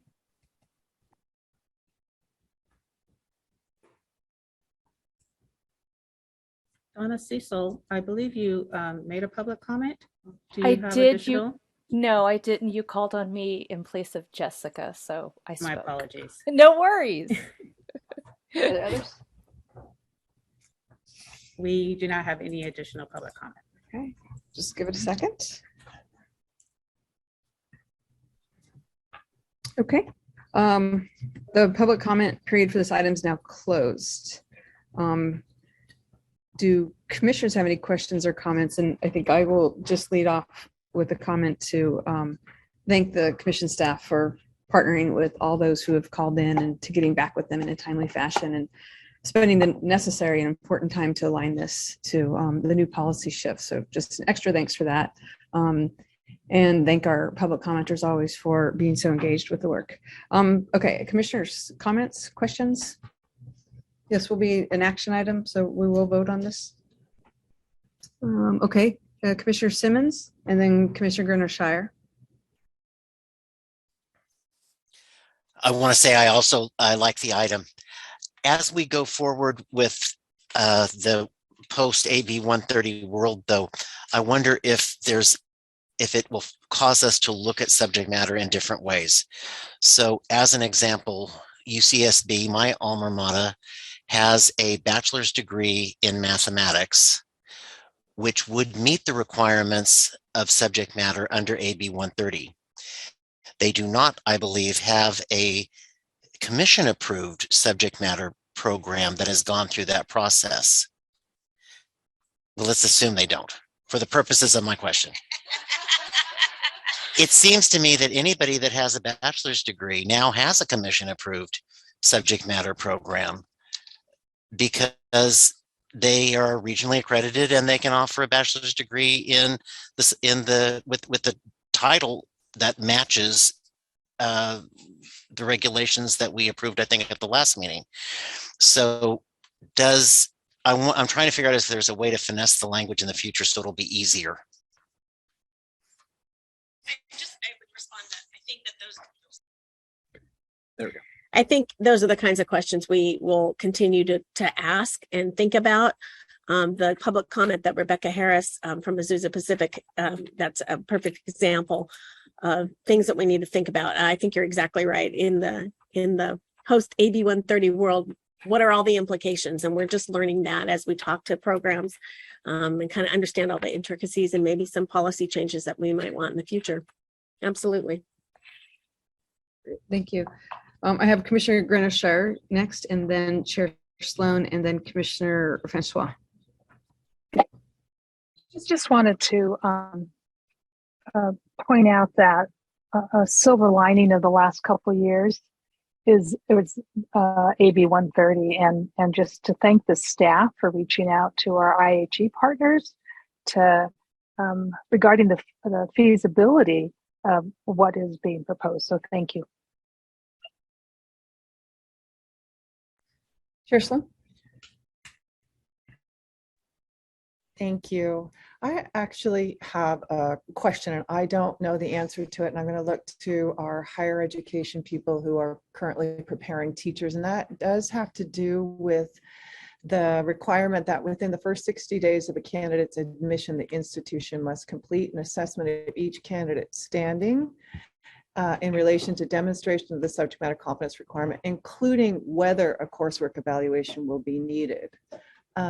So my reading of that is within the first 60 days, they're going to be notified of their standing. And then if there is a coursework evaluation needed, then there's more time that would be required to take for that.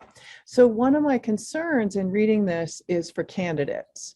And as you said, we have to understand what the implications are for AB 130 and the fallout. So one of the implications for candidates is if they enter a program and start doing the program and paying tuition and taking courses and they still haven't met subject matter competence, then they cannot begin their student teaching, and that can either delay their program or they're going to have to drop out for a while or whatever it might mean. Because even after they are told, you know, where they stand and they know they need X subject matter competence, whether that's via a course or whether that's via a CSET test or whatever that is, they need time to do that too.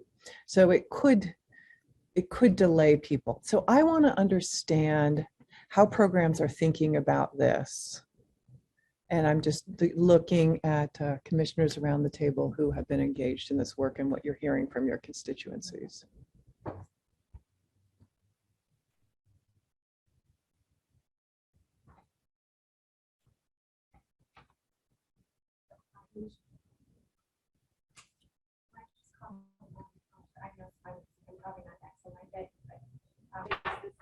I read this concern also. So it's my understanding with my experience.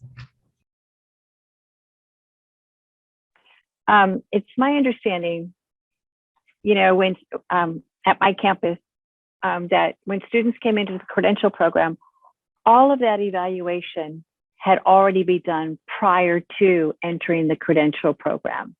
You know, that you could not enter without showing proof of CSET, CBEST, or what it, and you also had to show, you know, just, you know, all the preconditions had to be met. So I was confused as to why they would enter and then have another 60 days, because that evaluation would have been done by, at least at my campus, there were 2 evaluators. And so when they applied, that's when that work was done. And they had to apply by November, I think it is generally, right, to a credential program for the following year. And so that work then was done prior to that. So I was confused, you know, what question that Chair Sloan raised, because that was. And that is very doable when you have 2 options, and the 2 options are very clear and easy to see. Passage of CSET or passage of a completion of a commission approved subject matter program, which is a baccalaureate that we've, you know, approved. Now with the new coursework evaluation, what we're hearing from institutions is that is taking a significant amount of time and resources, because they're having to match the coursework that candidates are taking to the subject matter requirements of the commission, and trying to figure out whether that course meets that subject matter for mathematics or whatever. And Jake, you've been having some conversations as well with folks. Yeah, we host the biweekly office hours with with programs. And there was also confusion for precondition 5 as to whether or not candidates who were not, they may have been admitted or started that admissions process, but they weren't committed or enrolled to that particular program. And so there were questions around candidates who were shopping around to different programs, whether or not they needed to complete a coursework evaluation for those candidates until they enrolled or started some of the program. And so the thought behind here was that because it said during the admissions process in the current version, that it was unclear as to who they needed to complete it for. And so the 60 days, the thought was that it allows them to sort of easily assess for folks that have completed the CSET or a subject matter prep program. But for those who may need a coursework evaluation, it gives a little more time to make sure that candidate is actually part of that program before they go through all of the work of doing it. So that's the idea. And the other thing we thought of was, okay, then do we put some sort of, it must be completed by time frame? And because this is only the first full year of this in implementation, we weren't quite sure what kind of language that would require. So we were hoping that we could, maybe come back in a year to say, this makes sense. Because we are concerned about that candidates get enough time to understand, oh, I need to go take the CSET now, or I need to take this course. So I think your point is well taken. We're just not sure how you would implement that, or what that language would look like at this point in time, this early in the process. Right. That is what I'm not quite sure of either. And as Commissioner Heredia pointed out, it used to be that it was pretty simple. When a candidate applied to a program, they and the program knew where they stood with respect to their CSETs and their CBECs. And then everybody knew what the implications would be after that. Some programs would allow candidates to enter without having the CSETs completed, and there would be opportunities for time to do that prior. Others were a much more compressed time frame and said, look, all of our candidates have to have CSET pass before you begin. So now there's a lot of gray area. And what I want to be sure of is that candidates that are entering programs aren't surprised suddenly by what's happening. And I don't know if the language can be something to the effect of candidates need to be notified prior to paying tuition, whether there's a chance that their program could be delayed in some way, or I don't really know what it is, and I would love to hear opportunities, but I would just in how difficult this is to ramp up and get this figured out, I don't want to see our potential teachers getting harmed by the process. Commissioner Greener-Shire.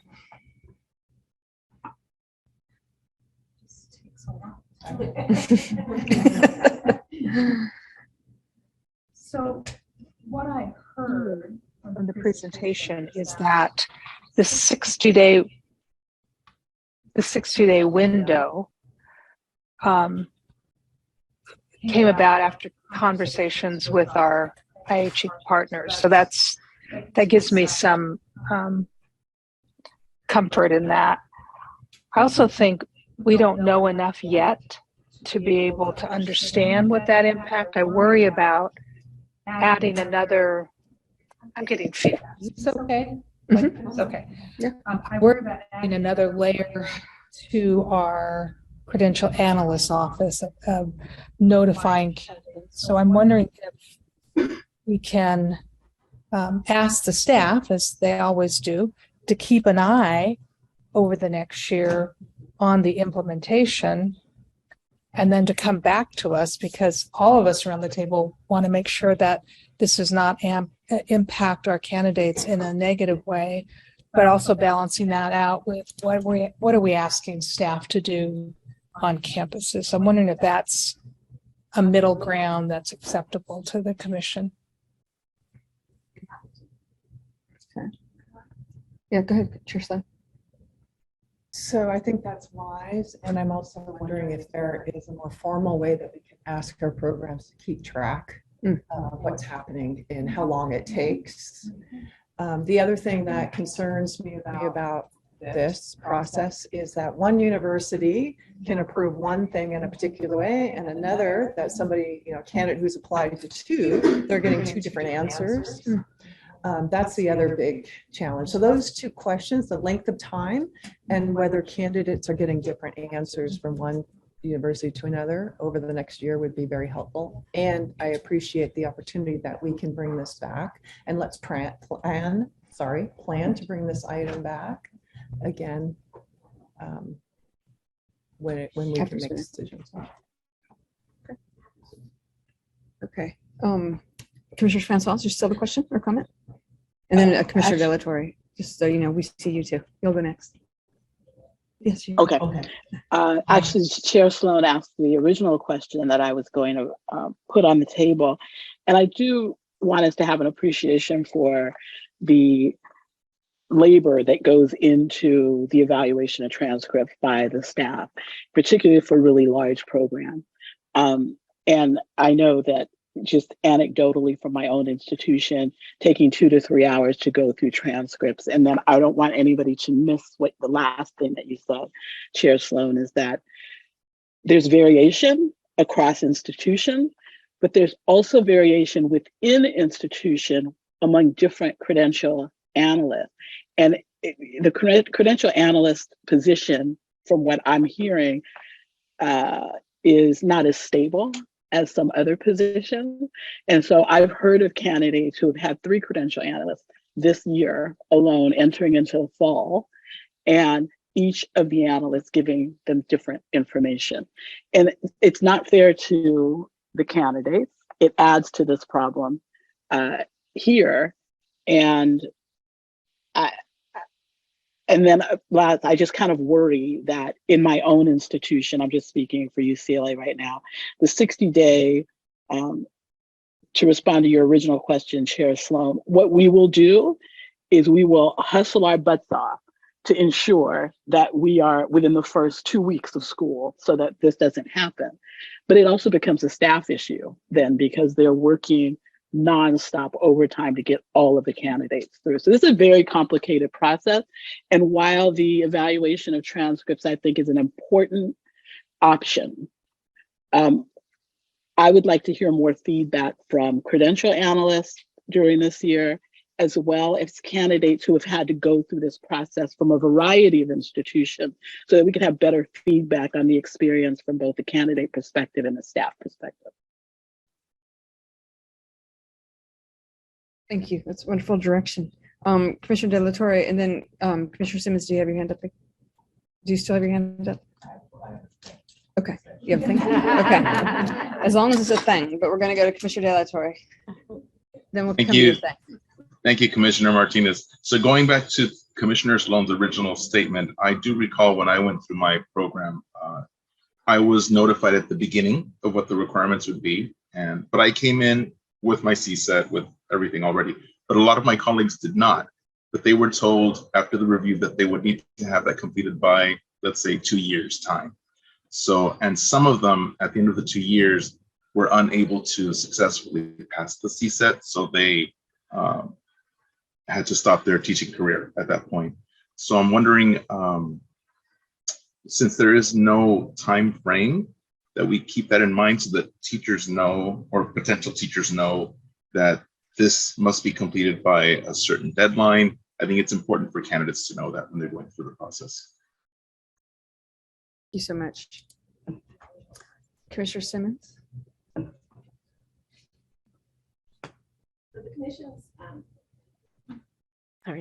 The commission's preconditions require that subject matter be demonstrated prior to daily whole class instruction. So someone cannot proceed without subject matter until that point. So there is an end. So then why is there the 60-day? Why wouldn't they know before they start? I'm sorry, I'm confused. Okay. Yeah, I don't know. Did somebody ask me? I think Commissioner Delatorre was trying to follow up. Oh, I'm sorry. We couldn't hear He's him. muted. Yeah, so I'm confused with the 60 days. So this is prior to the 60 days is prior to the potential teacher coming into a classroom? Or is it once they've already started? Are we unmuted? The 60 days is related to when, from their admission, they need to know what they need to do, whether they are subject matter competent, based on whether they've taken the CSET, whether they have completed a subject matter program, or one of the other options. If the institution needs to do a coursework evaluation, that's what takes a while. And so the institution needs to, at the minimum, let the candidate know within that 60-day period that they need to do the coursework evaluation. Many institutions, as the UCLA example, will do them in advance. They will get those done quickly. But some institutions with lots of candidates and maybe a big cohort of candidates that need coursework evaluation, that takes time. And so they need to be able to be notified within that 60 days is what the period, what it says. So that the candidate knows, oh, I better go take the CSET exam, or I need to go sign up for a course that I'm missing. Does that make sense? Okay. Thank you. But they cannot be recommended for a credential until they have that subject matter. Nor can the student teach, correct? Yes, daily whole class instruction. Commissioner De La Torre, does that address your question? Yes, thank you. Okay. All right.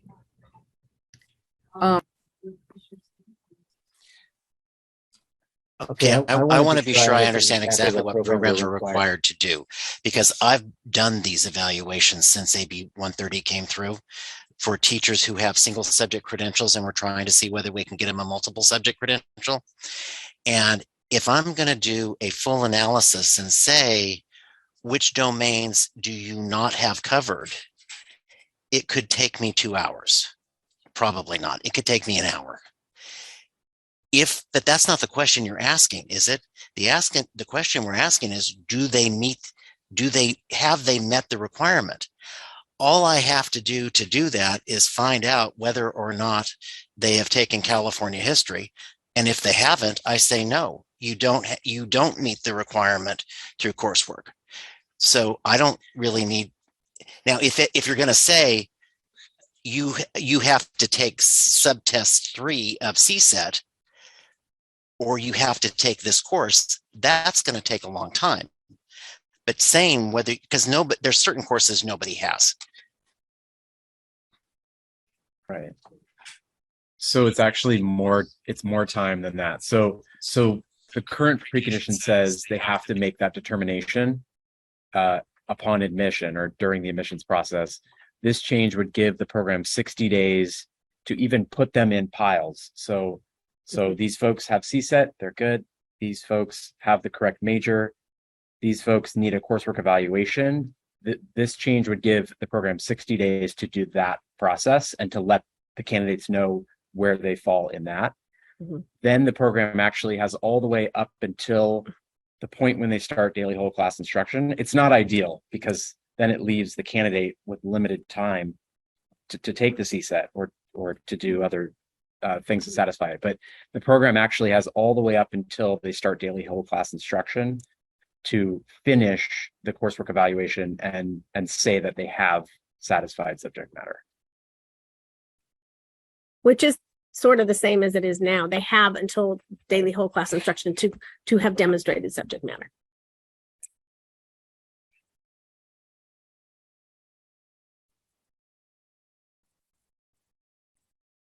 Okay, what is the requirement on the program? What do they have? Do they have to say you are waived from subtest 2 of the CSET multiple subjects, but not 1 and 3? Do they have to give them that degree of analysis, or is it merely to say you have not demonstrated subject matter through coursework? Correct. The latter is what we had intended. That's not that hard. Yeah. We're good? Commissioner Simmons? Okay, we're going to move on to Commissioner White-Smith and then Chair Sloan. Going back to addressing the question with regards to institutions of higher ed. I know from my perspective, working at independent private not-for-profits, sometimes we don't have the luxury to have that hard time frames for applications. Sometimes we accept students right up into ad week for classes. And something that I find is that a lot of those students tend to be our first generation college going students who may not be familiar with the cycles of application and make decisions about wanting to be a teacher, and then just look for programs that are willing to accept them at the time that they feel that they are ready. Right. And so being flexible, we want to respond to that and to be open to that. And so part of what I've done in the past in my role as a director of teacher ed was to kind of keep a database and track the classes that I am waiving or swapping for other classes. And so I don't know if that is even an option for us to think collaboratively about, if a lot of our students are coming from California schools, both privates and publics, you know, what are the common courses that we're accepting to meet these requirements, and can we keep that in a shared database and do that as part of professional development for all of our credential analysts moving forward. Another thought about this process is I had a lot of friends in college who ended up deciding that they wanted to be doctors after they majored in something completely different. And they developed a post-baccalaureate program for people to fulfill all of the requirements to apply for medical school that was much cheaper than going and getting an additional major in biology or organic chemistry. And that might be an idea that we might want to consider. How do we shore up the content area expertise or those expertise of folks in a way that makes it more manageable? So that's my thoughts. Appreciate that and sharing your experience, Trisha. So I think one of the things that we're seeing here is a well-intentioned legislation that was important at this point in time, and the way that it's being implemented and what the role of the commission is supposed to be and not supposed to be, and what the role of institutions are supposed to be and not supposed to be. Because I think ideally, what we should also be examining is the ways in which, as Commissioner White-Smith talked about and others have talked about previously, that we can automate this a little bit more, or maybe even centralize the function. So we're, being more efficient, number one, and number two, not confusing candidates about what they have and have not done. And three, doing so in a timely manner. So maybe in addition, and I don't know whether we can do this, again, what is the commission's role? But in addition to monitoring how things are happening and playing out in programs, it might be worthy of us to have a work group that gets together that really focuses on what are the ways in which we can automate this process. Is it a database or is it a central function? Are there ways that I certainly know institutions and systems, I know the CSU system already is putting together those courses across their system that are common that they can pull from. And is there some function for the undergraduate institutions in this, not just the programs that candidates are applying to? So there's a lot of questions that would be really good to have the experts and the people who are engaged with this work help us answer over this next year. And if we can do something like that, I think that would be helpful. I'm going to turn it over to you, Executive Director Sandy. I would like to appreciate that comment and that summary in this discussion. I think we're getting a very high volume of calls seeking clarification on how to do this very exciting new thing that just, the walls went down around how we verify subject matter. And for every good reason, but there's a lot of work to do, and we're right at the beginning of it. So getting the preconditions set so that programs have reasonable expectation and candidates have reasonable expectation for just that first diagnostic view of you as a candidate, what's going to be required. And now let's get you in the right queue to get that done. But everything you're describing here in terms of having a centralized common database that all institutions can draw from, looking for ways to automate this. I think these are all really wonderful ideas. Some of them the commission can be very supportive about, and others of them we need to examine what role we're allowed to play. Who gets to own this? The law was written to allow teacher preparation programs to own this. So together as the licensing agency, the accrediting body, and the community trying to enact this law, I think we can come up with some very good strategies. And this is going to be a process that unfolds over time. So this is our next proposed step is to clarify preconditions, but the rest of this we'll be back to you with for sure. So I wonder, Executive Director Sandy, do we want to add to the motion something like with specific direction related to monitoring implementation among institutions and systems with regard to consistency, capacity, and experience? You certainly may, if that's your will, commissioners, to provide staff direction for us to provide that level of monitoring. We'll take that staff direction and enact it. Well, I'll look at the commissioners who asked so many good questions. Do you feel that we need to add some direction to the staff around monitoring implementation, or go with the motion as it reads? Commissioner Granishire? I would suggest we go with the motion. I would suggest we go with the motion as it reads. We have given staff direction and guidance as part of this conversation. And I trust that they will follow through on that. Appreciate that. I don't see any other discussion, so Commissioner Granishire, as our now voting public member, would you like to turn that into a formal motion? That's right. I would. Okay. I move that we approve that agenda item.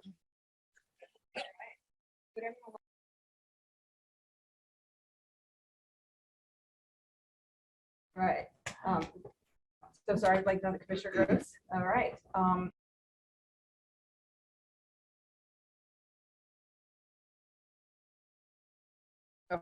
Thank you. Man, she was telling me to unmute. Zoom was telling me to unmute. We're going to get there.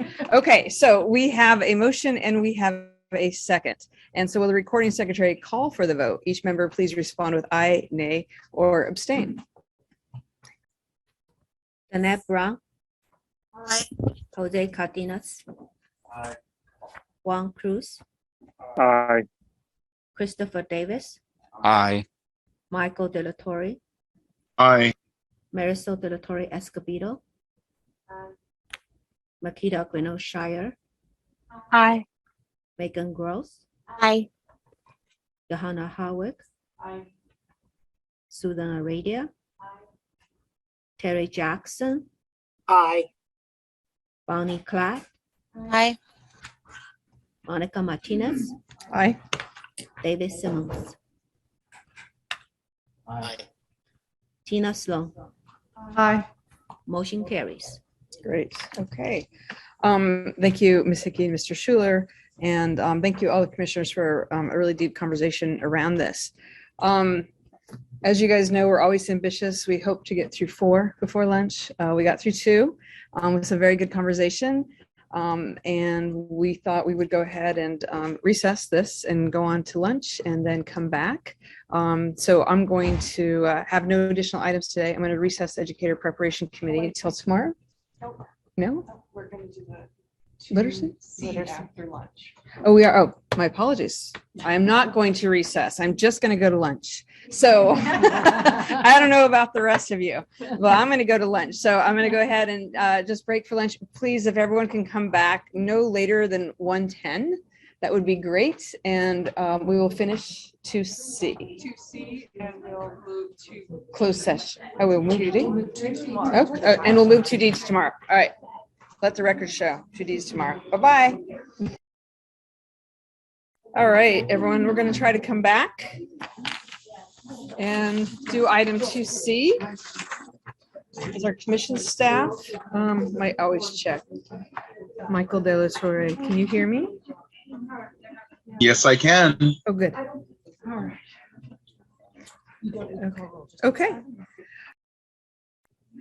Thank you, commission staff, for being so ready already. We come in and you guys are all set up, so we really appreciate your time, and we're sorry that we're a little bit late for lunch.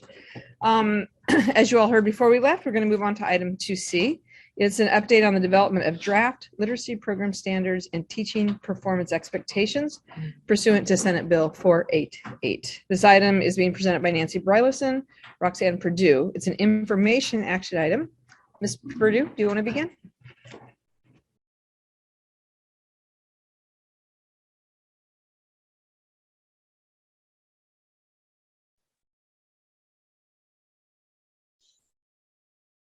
You're muted. Yeah, she's trying it, Michael, but do give us feedback when you can hear. Give us a thumbs up or something.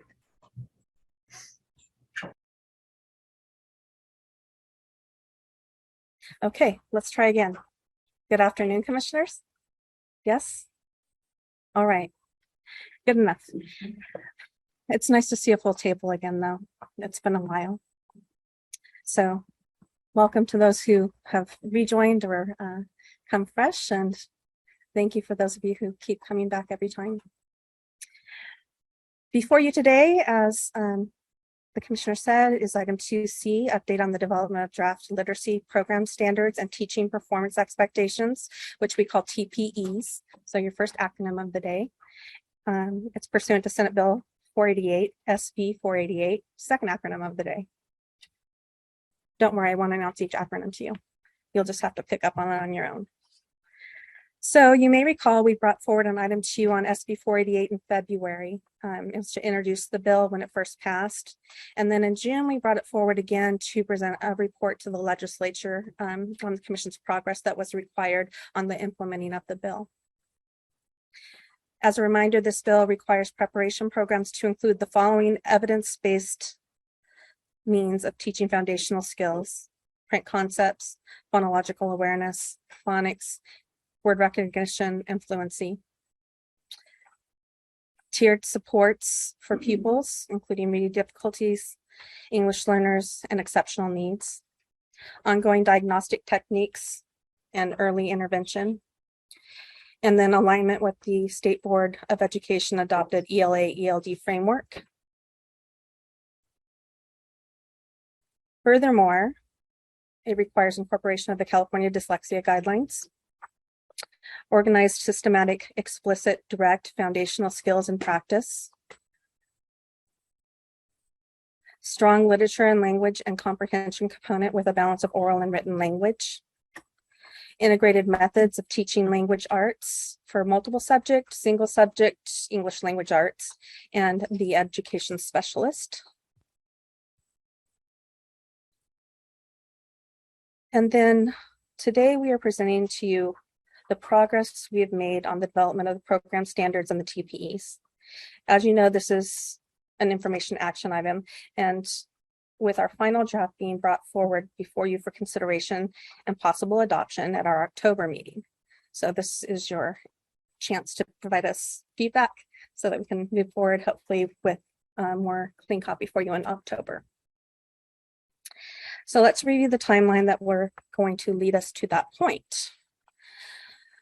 Right now, we talked a little bit about what happened back in February and June, but at this point, we've been having work groups meet frequently. We've met 4 times already, appointed by the executive director. We had expert work group appointed, and it's quite a large work group, and we've been meeting regularly. Then as of August 25th through 26th, we are presenting the revised literacy program standards and TPs to today for information to gather your feedback as well as the public's feedback through the meeting process. August through September, we are analyzing feedback from the commission and the public for additional edits to the program standards and TPs as appropriate. August through September, again, we'll convene experts to develop standard language and TPEs for visual impairments, also called VI, deaf and hard of hearing, DHH, and early childhood special education or ECSE credentials. So we've been having focus groups experts meet on those credentials now. You won't see them in the item. That's work that we are conducting after we hit the main credentials. We are reconvening the work group September 13th for our final meeting. They'll look at all of the data from surveys that we have that are in the item and we'll talk about during this meeting. And they'll look at feedback from you as well as feedback from the public that we get during this meeting. Then they'll give us their input on changes to the standards and the TPEs for those credentials. October 13th through 14th is when we bring them back for potential adoption. Nancy? You have to mute. You have to mute. I'm doing that.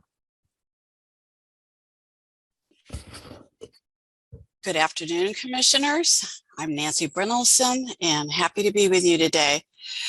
I want to spend a bit of time on the primary purpose of this item, which are the program standards and the TPEs.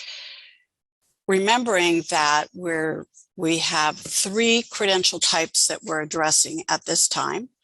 Multiple subject is single subject with one literacy standard and 12 TPE elements. Education specialist. So far we've done mild to moderate support needs and extensive support needs. And then third, we have developed a literacy standard and TPE elements for the proposed pre-K 3 ECE specialist credential. Okay. The literacy work group, as Roxanne already pointed out, has been meeting and they've been advising us on the development of these standards and TPEs. And so we will continue that process at our next meeting.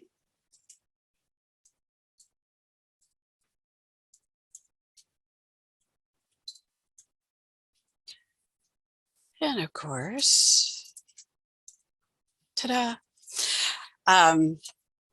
So let's spend a little bit of time with how the standard is structured and what you've seen. The standards are available to you in the item. I failed to mention that the workgroup members are listed in Appendix A.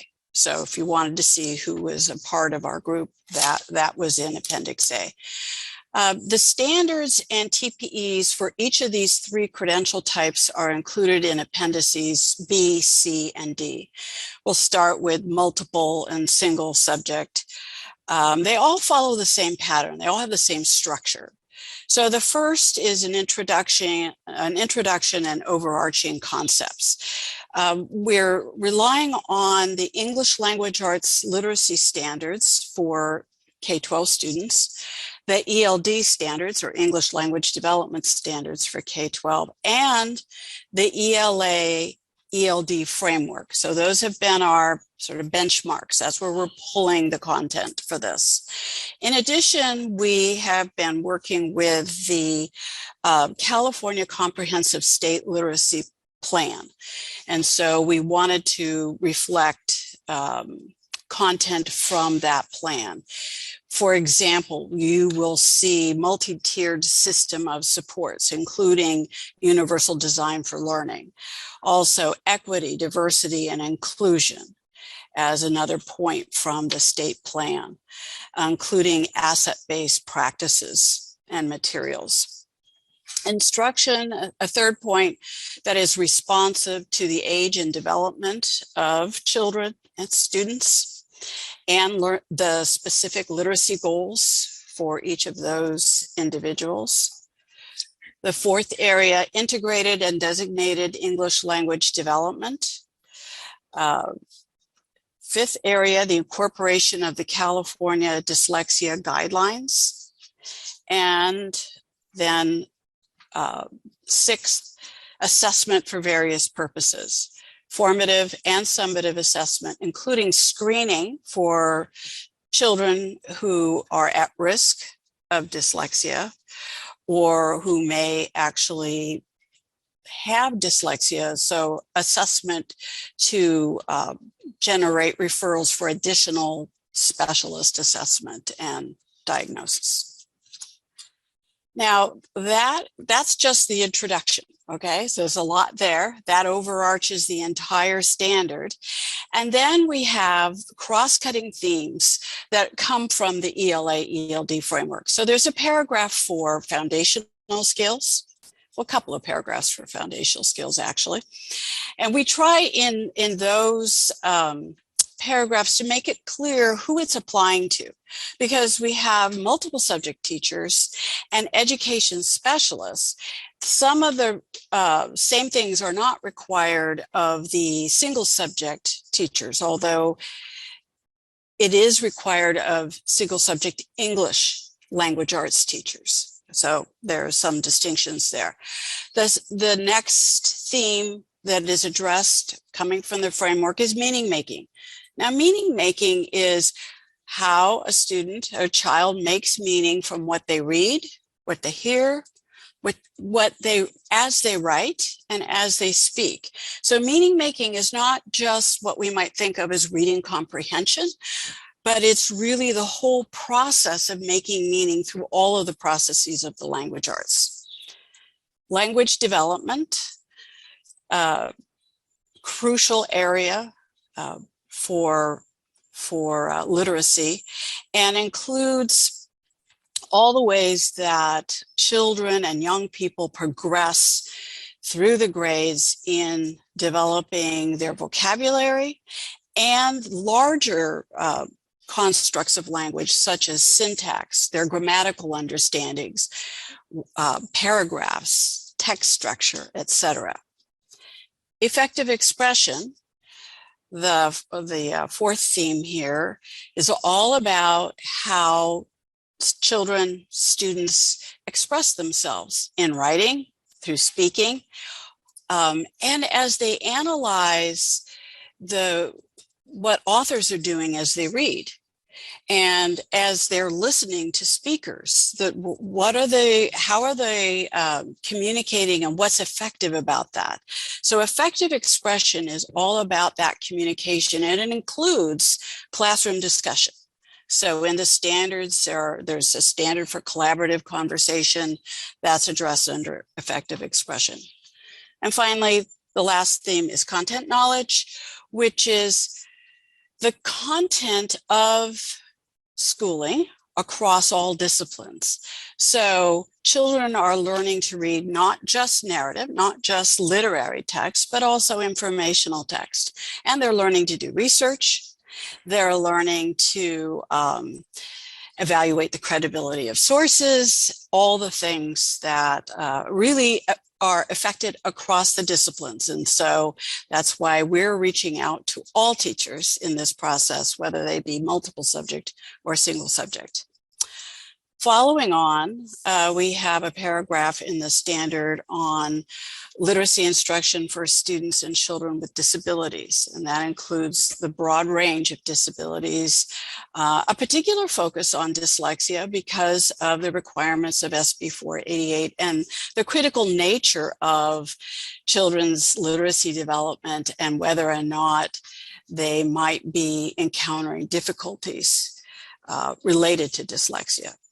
Then, importantly, a paragraph about instruction for multilingual and English learner students, specifically integrated and designated English language development, which is required in all classrooms, at least the integrated is, and then all children who are multilingual and English learners, or specifically English learners, are expected to receive designated ELD. And finally, the standard closes out with a short paragraph about supporting their acquisition of the teaching performance expectations in literacy and the kind of clinical practice, although clinical practice is referenced in other areas of the standard. So across the three credentials that we've been developing these for, the standard follows the same pattern. Of course, when you get to the pre-K3 ECE credential, there's more there about young children, maybe a little bit less about the kinds of things that students do in high school and middle school. Likewise for education specialists. So let's turn now to the TPEs, because we are able to tailor it even further. So you saw this in your item, but let me just review this. We're talking about adding a 7th domain to the teaching performance expectations. And so that includes then 12 TPE elements that have been developed specifically for literacy. And so as you can see there for the first row in this chart, for multiple and single subject credentials, we have the 12, as we're calling them, universal literacy TPE elements that will serve as the core. These 12 serve as the core for all the credentials. Now, let's not lose sight of the fact that there are all the other TPEs that candidates are responsible for demonstrating. When it comes to the education specialist credentials, the mild to moderate and extensive support needs, they are using the 12 universal elements, and then we've added 6 through consultation with experts from those fields, 6 for mild to moderate and 7 for extensive support needs. Something a little bit different when we get to the pre-K3 ECE specialists, and that is we're taking the 12 universal TPEs and then augmenting and modifying them to be appropriate for that age range and that setting. And then, as you can see, the work we still have before us, in addition to all the revisions you and others may recommend to the other credentials, the low incidence education specialist credentials, early childhood special education, visual impairments, and also deaf and hard of hearing. Okay. It's our expectation for those last 3 that we'll take the same approach as we did in the pre-K3 ECE. In other words, we'll take the 12 and we'll modify them to be appropriate. So that really describes what you have before you in appendices B, C, and D. Okay, so B is multiple single, C is ed specialist, and D was your PK3 ECE. The question then becomes, since one of our primary goals is to ensure that we've satisfied all the requirements of SB 488, we created a tool for that purpose. So also in the appendices, you have Appendix E, which is it's a set of crosswalks. So you have a crosswalk that shows where we identify each element of SB 488 in the left-hand column, and then we have the language from the draft literacy program standards, sort of paragraph by paragraph, and we've highlighted or underlined where they match up, okay, where we've identified each item. Do the same thing for, there's another crosswalk that you have for the TPEs. Now, we did this just for the multiple single subject literacy standard and literacy TPE elements, since they form the basis for all the other credentials. We just did it once. But you can see, so what happens in these crosswalks is you see the language from SB 488 repeated over and over and over. So every time we've addressed something from 488, that reappears in the left-hand column.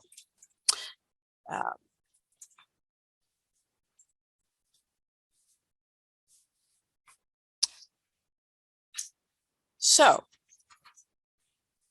given that development, how have, and with the advice of the literacy work group, we also have reached out, as we've shared with you before, to the field with online surveys to give us feedback on all of the paragraphs in the standards, all the sections. and all of the TPEs for all of those. And so you see the dates on the screen for when each of these surveys was made available. We are leaving those open until September 2nd. So what we presented to you in the item was very preliminary, and we'll talk about that in a minute.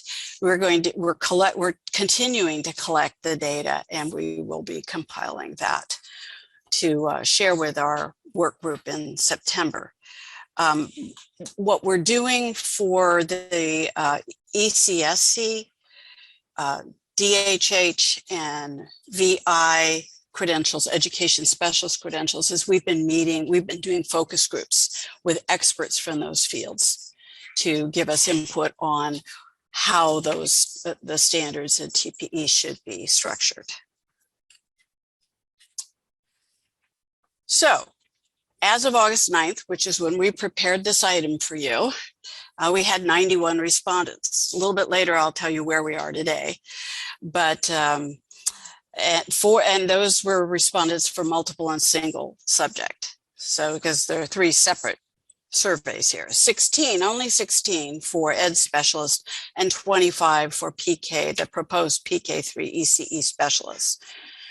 Respondents were asked to rate each section of the standard on a Likert scale, a 5-point scale: strongly agree, agree, neither agree nor disagree, disagree, or strongly disagree. And the results of that are summarized for you in your item. If you look pages 6 through 14 of your item, you'll see tables with the information we had gathered. But you'll also see links for a Google Doc. And if you click on those links, it'll take you to the pie charts that show you, and all the comments. But that's only as of August 9th. Okay.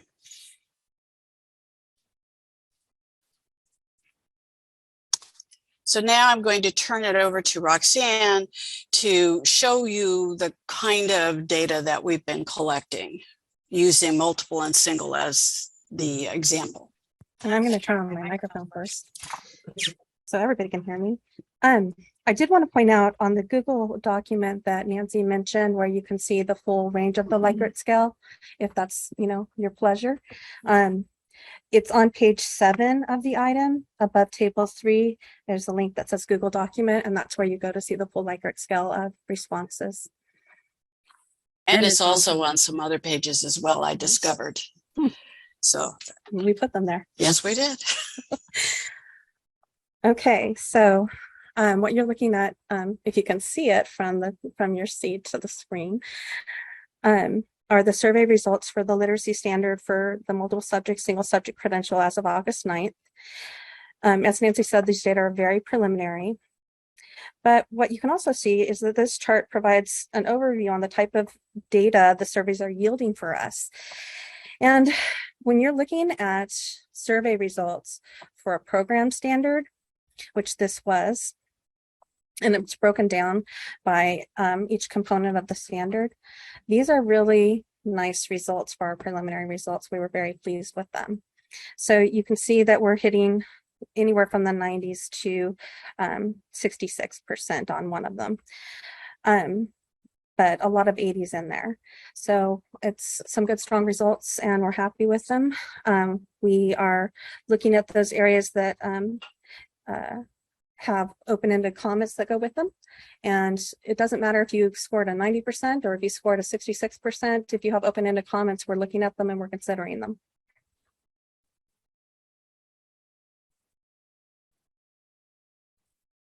So next we have the results for the multiple single subject survey results for the TPEs. Once again, this is August 9th, and once again, we have an N of 91.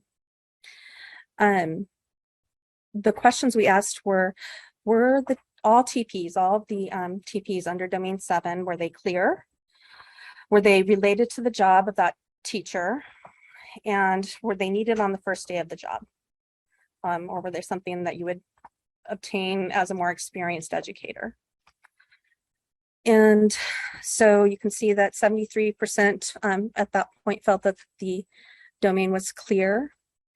86% felt it was job related, and 75% felt it was needed on the first day on the job.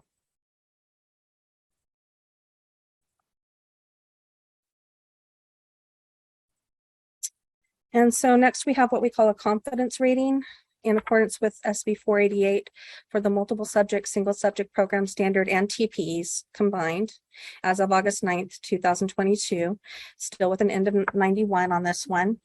This was on a 10-point Likert scale that Nancy provided information to you on the beginning. So it's important to remember that even though on all of these things that we're looking at,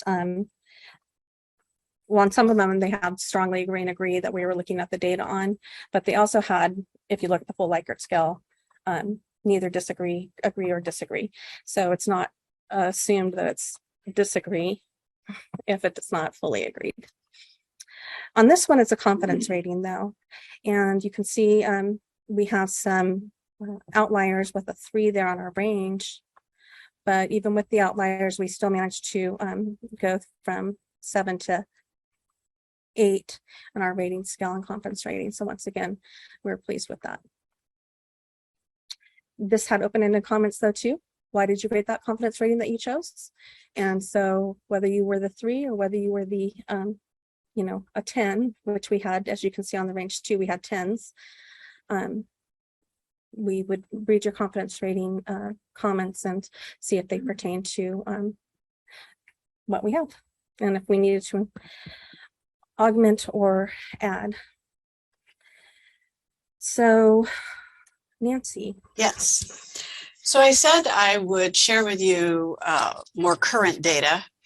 And for the multiple single subject, we now have 132 respondents, 49 for ed specialist and 50 for PK3 ECE specialist. So we have quite a bit more data than we had as of August 9th. We'll be compiling this, analyzing it, and presenting it to the literacy work group on September 13th. So we do have some trends that are starting to emerge. And one of the trends is that we have a bimodal data pattern emerging for multiple subject and PK3 ECE specialist, and a bit more pronounced for multiple and single. So let me, in my non-statistical, non-technical, because this is not my area of specialty, but we've got a fair number of people who are saying, this looks really good to me. They're saying agree and strongly agree. But we've got another sizable group, not as many, but enough to notice, who are saying no, disagree, or strongly disagree. And then we have a fairly sizable group on some of these paragraphs from the standard, where people are saying neither agree nor disagree. So on one of them I looked at, it had like 35, 30, 25, something like that. So it's like, okay, these are interesting results.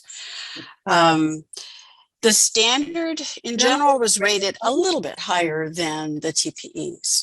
The TPEs are where, if you will, the rubber meets the road. I mean, these are the things that candidates have to demonstrate that they know and are able to do. So let me give you so we've been looking at the comments, because the comments really tell us what it is that people are disagreeing with or agreeing with. And so let me give you a few examples of those. So here's some sample comments, and all of these are in of course, I didn't write down for you all the laudatory things that people said, but you can imagine, this is wonderful. We so appreciate it. Anyway, these are some of the things that people said when they had concerns. The comments related to need to add the terms universal screening and structured literacy. We do have screening, we just didn't call it universal. We have components of structured literacy, we just didn't name it as structured literacy. We've had some comments that say you need to have a TPE element that specifically requires candidates to know the California dyslexia guidelines and to be able to teach accordingly from the first day on the job. Right now, the TPE that addresses the dyslexia guidelines is a TPE related to students with disabilities. We also had comments that said the standard and TPE elements are just too much to expect beginning teachers to know and be able to do. And we also had comments to say that the standard and elements overemphasize dyslexia to the exclusion of other disabilities. So the comments are, I wouldn't say they're completely juxtaposed, but there's not agreement across the board in terms of what they're recommending that we change. So we're going to need to dig deeper. We need to look at these statistical patterns more clearly and all the comments and go from there.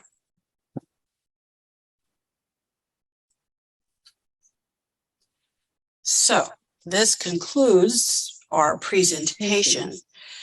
The staff recommendation then is that you, the commission, review the draft literacy program standards and TPEs for the multiple subject, single subject, education specialist, mild to moderate support needs, and extensive support needs, and proposed PK3 early childhood education specialist credentials, and provide feedback and direction to staff regarding next steps.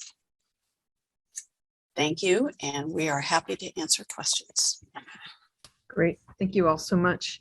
We're first going to open it up to public comment, and I don't know if there's any comment cards that have been turned in, and then for the Zoom folks, *6 to unmute and the virtual hand, and I see we have some virtual hands, so I'm going to ask the recording secretary about our public comments. Do we have any public comments, and we just go through them as we do? Hello, good afternoon. This is Eduardo Muñoz. I'm an assistant professor at San Jose State, and I'm also a parent of English learners and the current president of the California Association for Bilingual Teacher Education. And I'm calling to appeal to the commissioners or to the committee that's still in the works, developing these standards and these TPEs to continue in the line of grounding it in the ELA ELD framework, which is assets oriented, which is a policy also that goes together with the EL roadmap policy, and to consider how the way in which literacy is developed for emerging bilinguals, for multilingual students, is being developed. We appreciate that, and perhaps this may be related to some of the polarized responses that the consultant was mentioning earlier. We appreciate that at least these standards are and TPEs are taking a balanced, and I'm using the word balance carefully, not trying to push in the direction of the loaded direction that it has taken these days with regards to what foundational skills mean, with regards to the 5 complete elements of the ELA ELD framework. In that regard, please continue in that direction. And I would like also to appreciate the work that is going to be done when the RICA replacement is coming.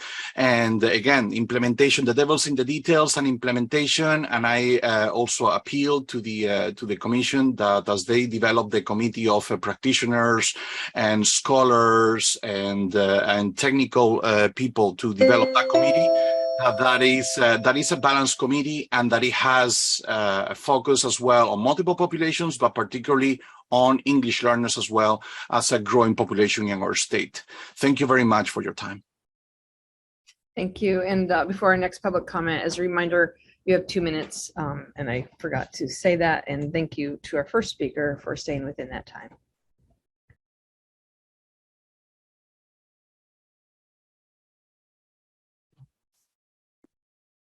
Hello, I'm Sally Fox, representing the California Association for Bilingual Education.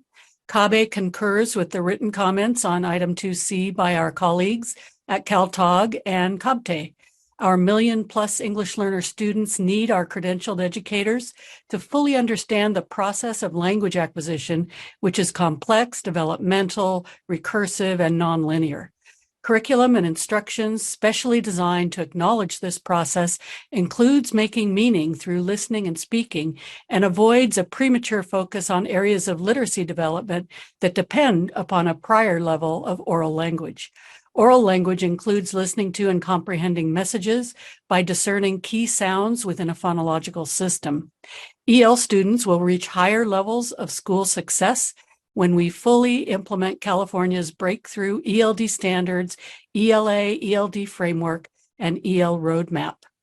Effective literacy development is part of a comprehensive approach that will lead our bilingual learners and our state to a more prosperous future. Thank you.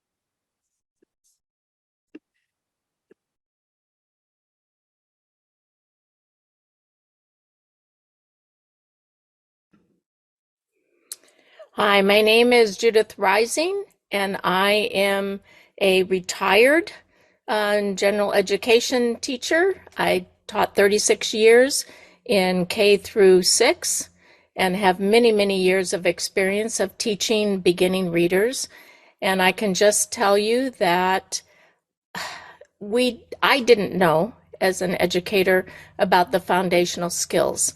And so what you have proposed in the foundational skills is absolutely important that every teacher know before they begin teaching in the classroom.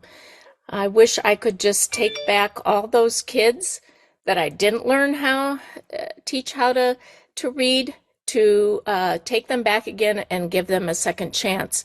Now that I know about structured literacy and how to teach those kids. So what I'm asking for is, yes, do the foundational skills exactly as you have put in your standards and your TPE. However, I now work with kids with dyslexia, and I need you to add, please, that it's both for students with dyslexia and at risk with dyslexia, and that you have a TPE that covers, that makes sure that our teacher candidates know exactly how to work with kids at risk or for dyslexia. Now I'm a reading consultant with the school district, and I can't tell you the number of middle school kids that come to me not reading because they didn't get their foundational skills and because the staff did not know what dyslexia was. It is and the characteristics of dyslexia. So please include that in your TPEs. Thank you very much.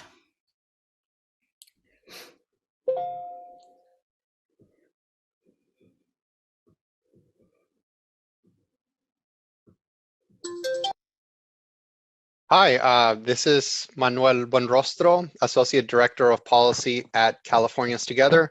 And we also concur with the comments made by our colleagues at CABE and CAPTE. We thank staff and the commissioners as well for your continued work on this item and are fully supportive of the inclusion of the cross-cutting themes of the ELA ELD framework that you have outlined. As you know, and as we have mentioned in previous comments, it is critical for all students, and especially English learners, to receive literacy instruction focused across all 5 language themes so that they are able to read, but also understand content and make meaningful connections within the text. So making sure that this comprehensive approach is included and continues to be infused throughout is very important to us. We also have appreciated the inclusion of the input of English learner experts and educators throughout this process.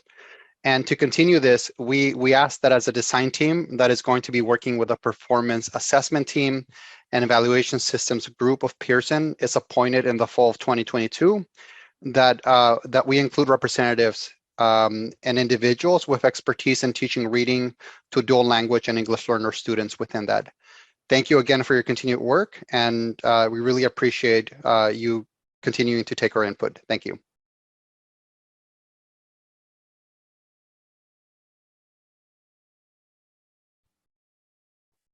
Hi, I'm Lori DePole with Co-State Director of Decoding Dyslexia California. We agree that one of the primary requirements of SB 488 was to incorporate the California Dyslexia Guidelines for the first time into teacher prep program standards and TPEs. We also thank Ms. Brynelson for pointing out that TPEs are where the quote rubber meets the road. Early intervention is critical for students at risk for dyslexia. These concepts are very well outlined in the California multi-tiered system of support model and the California State Literacy Plan and in the California State Dyslexia Guidelines. However, there is not a single TPE requiring multiple subject, single subject, or PK through 3 teachers understand an approach to a structured literacy approach to instruction as outlined in the California Dyslexia Guidelines. This is a guiding principle of the California Dyslexia Guidelines.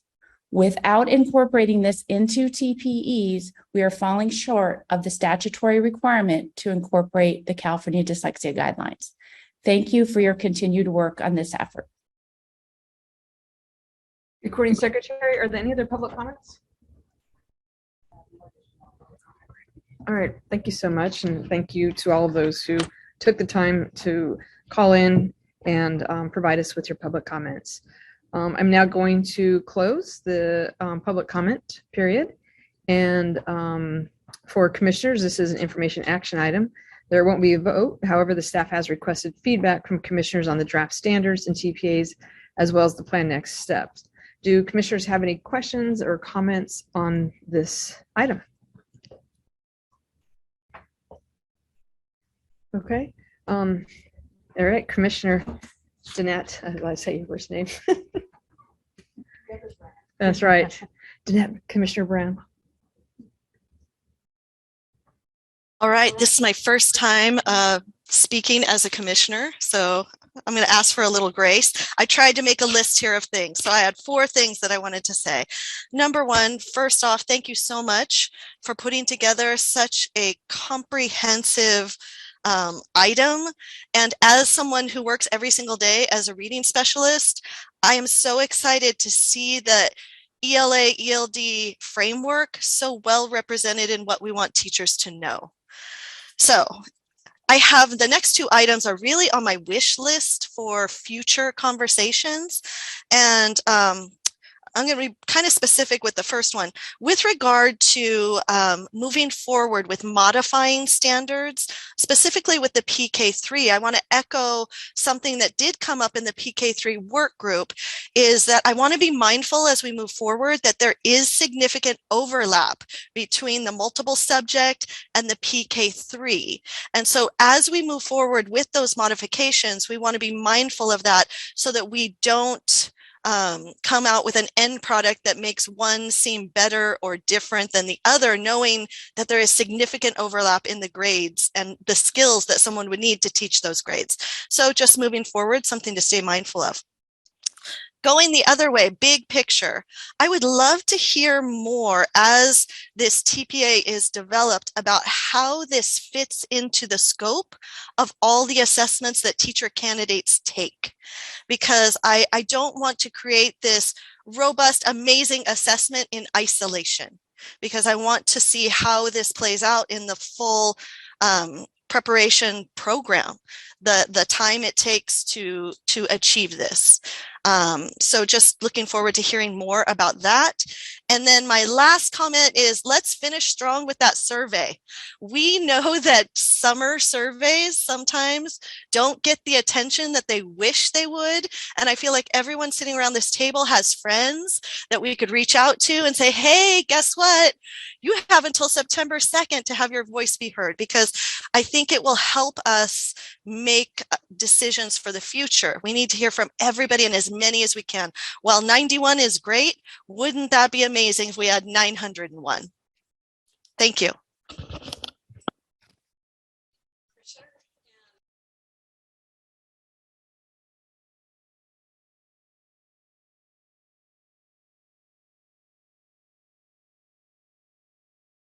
Oh yeah, sorry.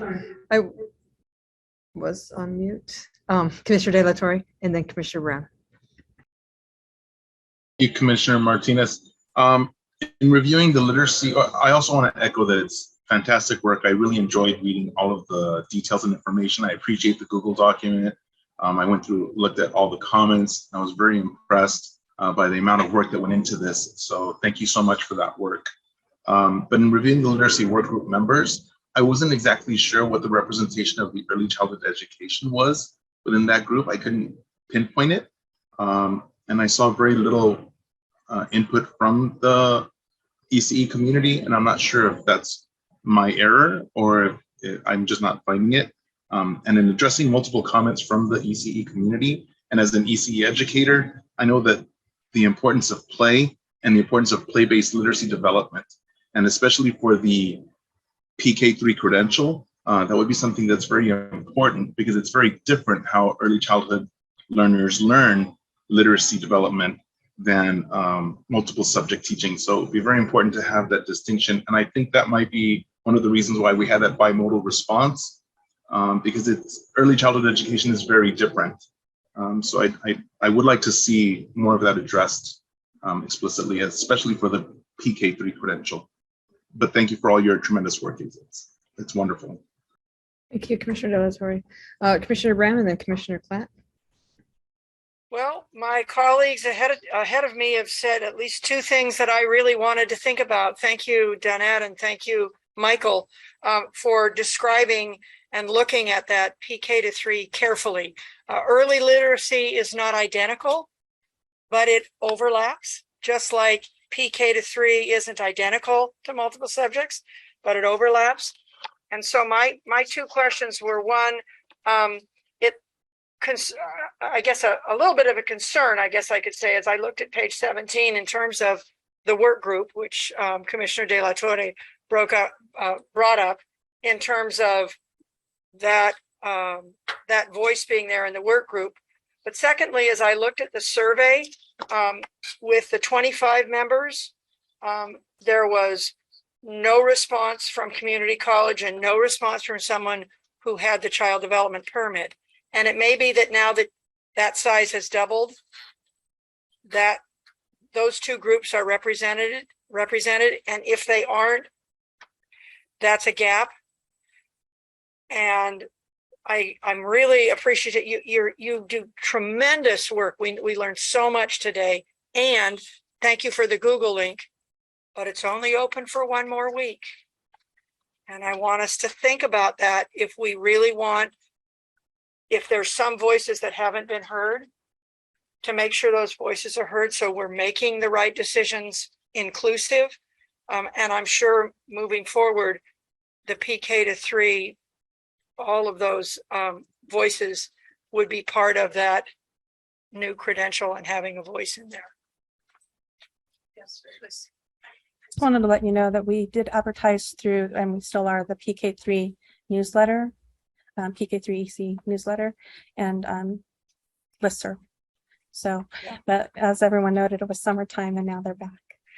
And also the PK3 newsletter and group is a new one to early childhood educators that have not been part of the credential world. So again, as we try to bring these worlds together, just to make sure, we might want to think about that and or reach out through TRICE, ACTEP, etc., those organizations that are early childhood teacher educators. Okay, thank you.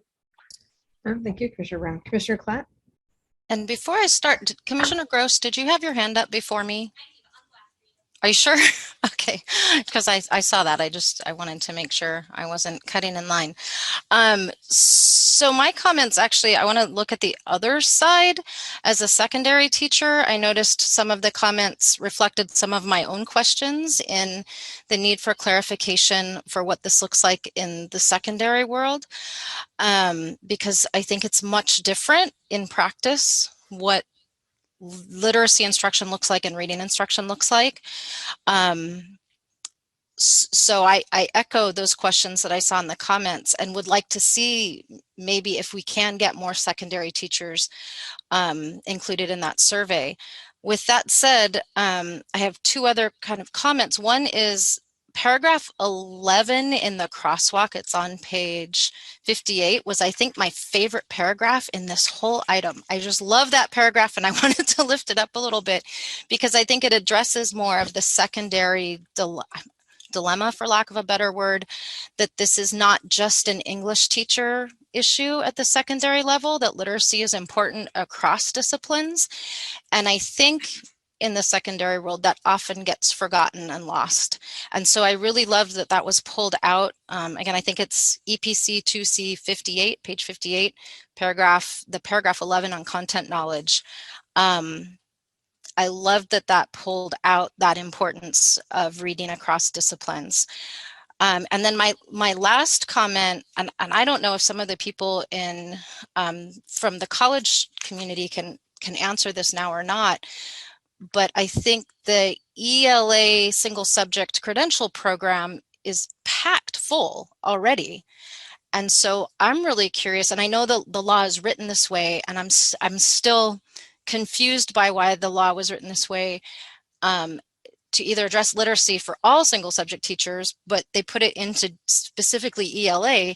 How will ELA preparation programs, how are they going to figure out the space for what seems like pretty intensive content in reading instruction? Like, where will that come from? And are programs going to be able to,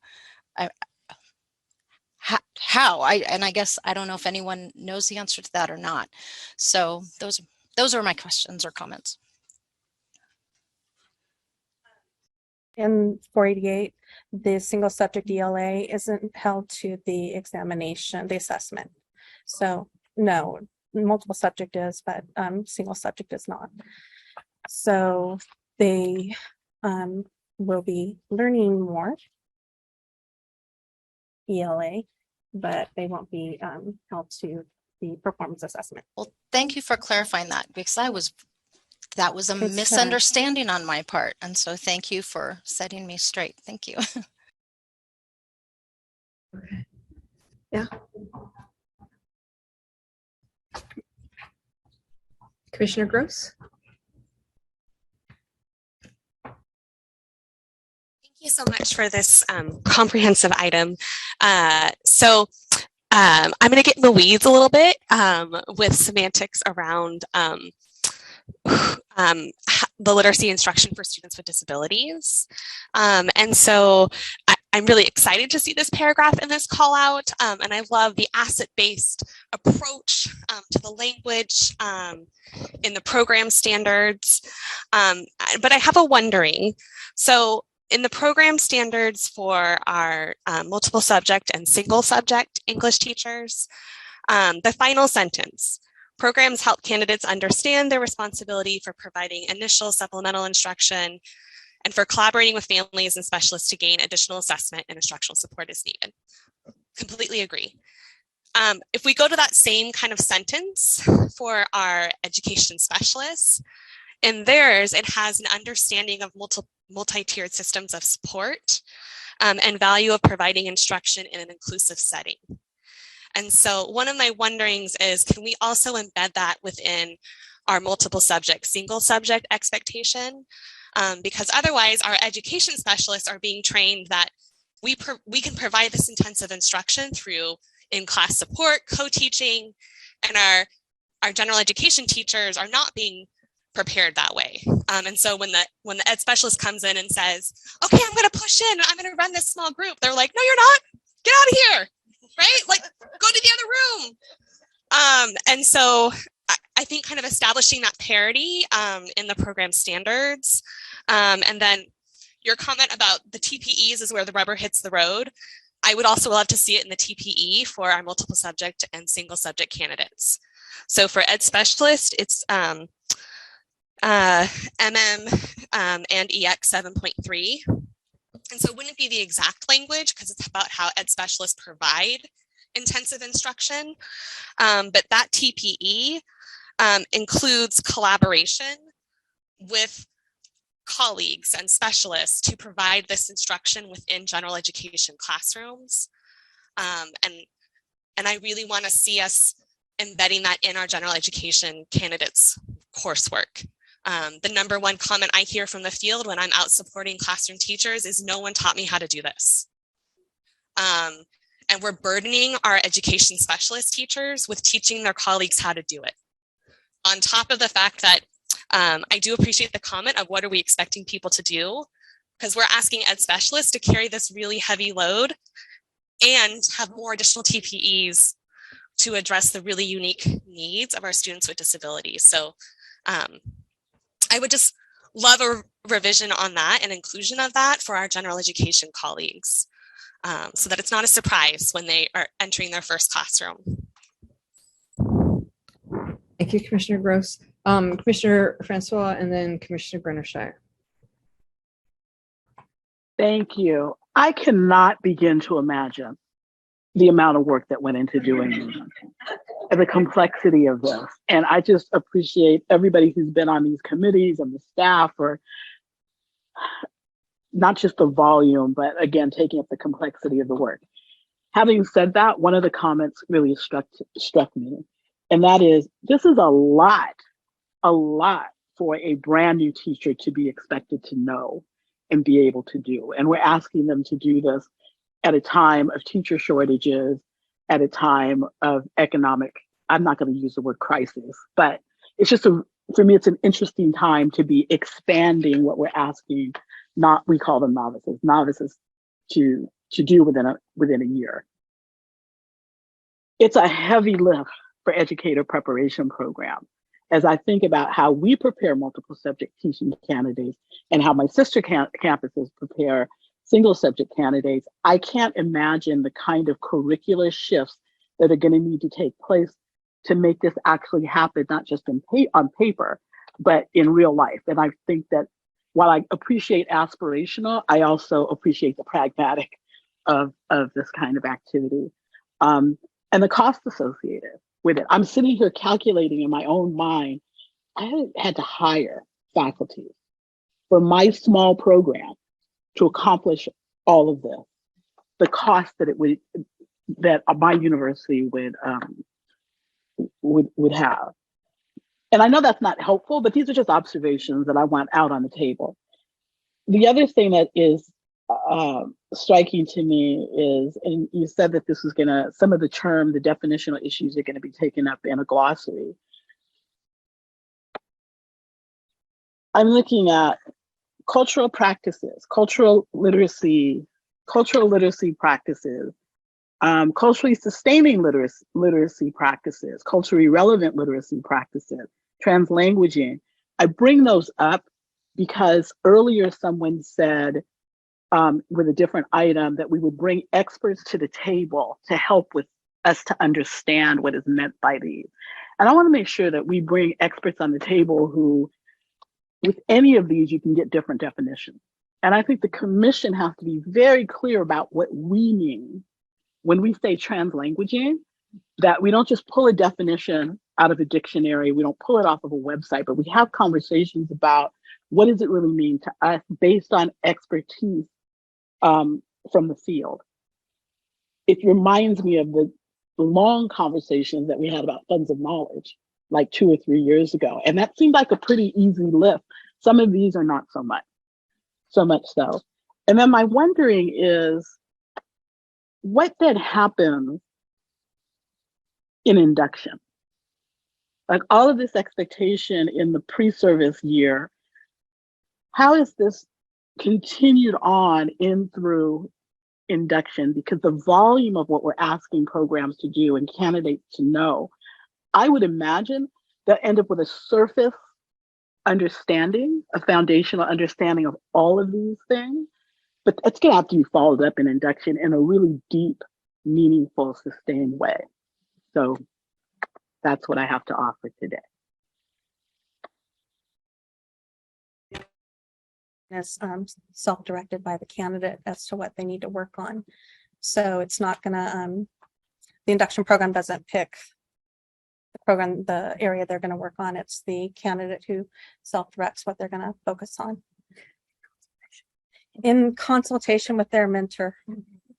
Yes. Thank you. Commissioner Brennershire. Let me add my gratitude to the staff and to Nancy for this comprehensive item and for the work group as well. And I have a wondering, I just love this word that we use in the commission. It's just so powerful. But before I do that, I am struck by this is why I decided to put my hat in the ring to become a public member, because of these deep, thoughtful conversations this group of professionals has about these really high stakes, really critical issues surrounding us. So I want to thank you all for that. I want to support Commissioner Gross's comments regarding what else needs to be put in multiple and single subject, and for perhaps new members around the table, this is in line with our common trunk of preparation. I'm doing this because it's a tree that we talked about how many years ago? 4 years ago. So I want to echo that, and I want to, of course, support my colleague Commissioner Francois in terms of the impact that this is going to have on our preparation programs, and what sources are we going to look to support them. So my wondering has to do with the not unexpected differences in terms of too much information on dyslexia and not enough information on dyslexia. And I'm asking Nancy if you can help us to make sense of that a little bit more, and then also to reflect on what national practice tells us about what's just the right amount of information at various levels of a teacher's career. This idea of you get this in your, teacher preparation program, and then you get this in induction. I think that's really important for us to remember the developmental nature of a teacher's development. So my question is, Nancy, can you tell us more about this and how you and Roxanne will work with the work group to try and get it just right, if you will? Well, I guess the first thing I would say is that it's difficult because the tension is everybody representing a particular perspective wants everything in preparation. So all the detail related to integrated and designated English language development, which gets quite technical and complex. How much of that is feasible for a brand new teacher? But is that not the child's civil right to have integrated and designated ELD? Yes. Same thing regarding dyslexia. How much is it? And when you look at the dyslexia guidelines, I guess the way that I would parse it, and we can, debate this, and I invite the dyslexia community to inform me. There are lots of things within the guidelines related specifically to classroom teachers, general education classroom teachers. And then there are some things that are really in the specialist realm. Some of that comprehensive assessment as an example. So you might notice, what we were attempting to do with the sentences that you pointed out, Megan, was to really say the specialists, along with the assessment team, through the regular process, is responsible for the comprehensive assessment that identifies a child as having dyslexia or at risk for dyslexia, and that language of at risk for and with, we're accepting, that's not an issue. But the classroom teacher needs to know how to screen for that, needs to know what to be looking for, needs to know what typical development should be, particularly in kindergarten and first grade. And if those milestones are not being met, start the process of collaborating. Yes, we need to probably do more of that to say, hey, I need some help here to take a look at how this child is doing. Now, a lot of this is going to depend on, I'll just be very frank with you, universal screening. I'll go out on a limb here. I'm a former principal and I'm a former district administrator. That's an administrative function. Whether or not a school or a district conducts that kind of screening for every single child is an administrative decision. It's a local decision. It's not something we put in the standards. But do we think teachers need to know how to screen? Yes. Do they need to know what the content is that children ought to be learning at midpoint in kindergarten and, you know, all along the way? Absolutely. And the foundational skills are very technical, but they need to have all that knowledge and they need to be able to apply it. So kind of going around the mulberry bush here, looking at some of these specific topics like the dyslexia guidelines, we're trying to parse out what is the purview of the general education classroom teacher? What is it that he or she should be responsible for? And then what is the purview of the specialist and the rest of the team, the psychologists, the, you know, et cetera, et cetera. And so those are the ways that I think about it as I try to balance, if you permit me the word, you know, just what goes where. Do we want teachers to know what the signs of dyslexia are? Absolutely. Should they be aware of indicators? And should they be able to screen for that using things that they might have access to or what their school provides them? Yes. So that's the question we keep asking. What should the classroom teacher be able to do? Now, when we move into the area of edge specialists, then it's a little different. And just in general, the ratings for the standards and the TPE elements for the ed specialist standard in TPEs are higher. Okay, I think we're really wrestling with what is appropriate for the general education teacher, and yes, from multiple subject through single subject, and to your point, Bonnie, and in a pre-K 3 environment. Wow, that's a big range because we want play-based instruction for 3 and 4 year olds, and I mean we still want joy of learning and active engagement and all those things. Honestly, up through 12th grade. You know, joy doesn't stop at 3rd grade, but still we want that, but there's also a big responsibility in grades K and 1, 2 and 3, but really starting K and 1 around those foundational skills. But let me also say that we are not waiting to do meaning making and effective expression while children learn foundational skills. We are reading to children, we are asking text-based questions, we are engaging them in all sorts of language activities that develop their thinking and develop their language, etc. So I think it's a bit, I can't give you an absolute answer, but these are the sorts of things that we're asking our literacy work group to help us think through. And please, anyone ask me anything else, I'm happy to respond. Well, we still have 2 more questions, at least right now. So we still have a question. Commissioner Wright-Smith, and then we have Commissioner Simmons, and then we have Commissioner De La Torre.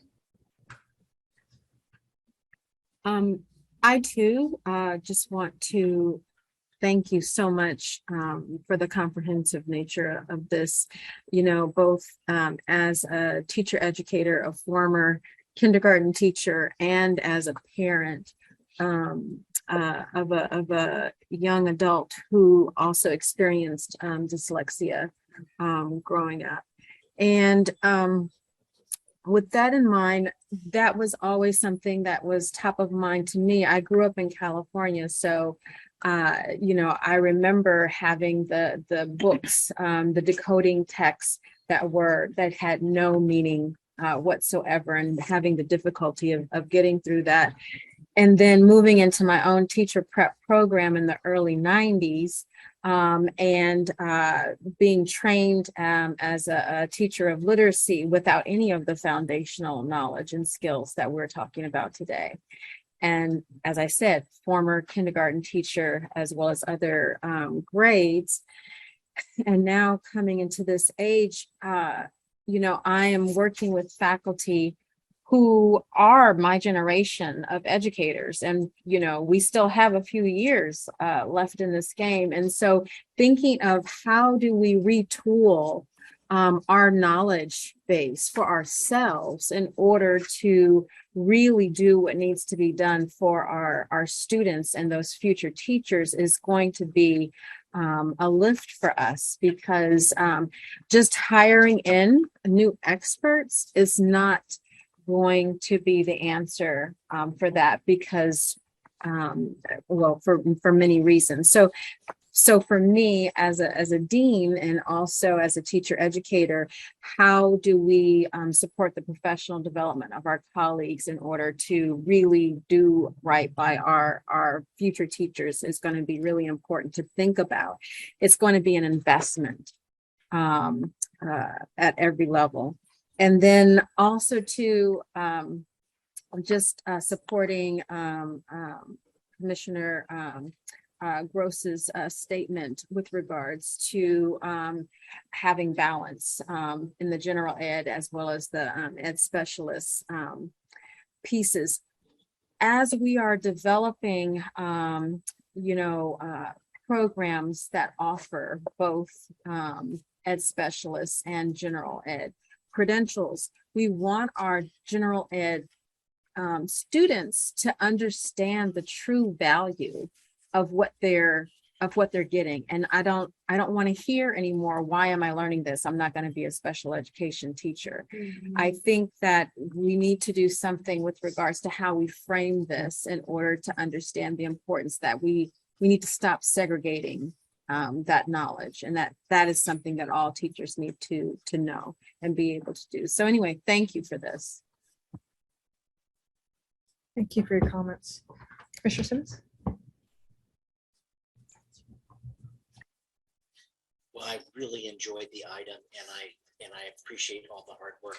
But I have to say, the piece I enjoyed the most was at when Nancy went out on a limb, because I think it kind of synopsizes the next point about how, you know, we don't have authority over the whole system.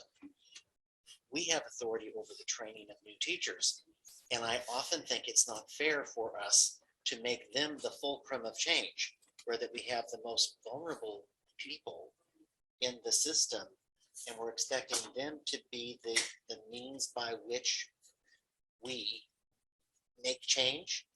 I think that's not a place that it's fair for us to put them.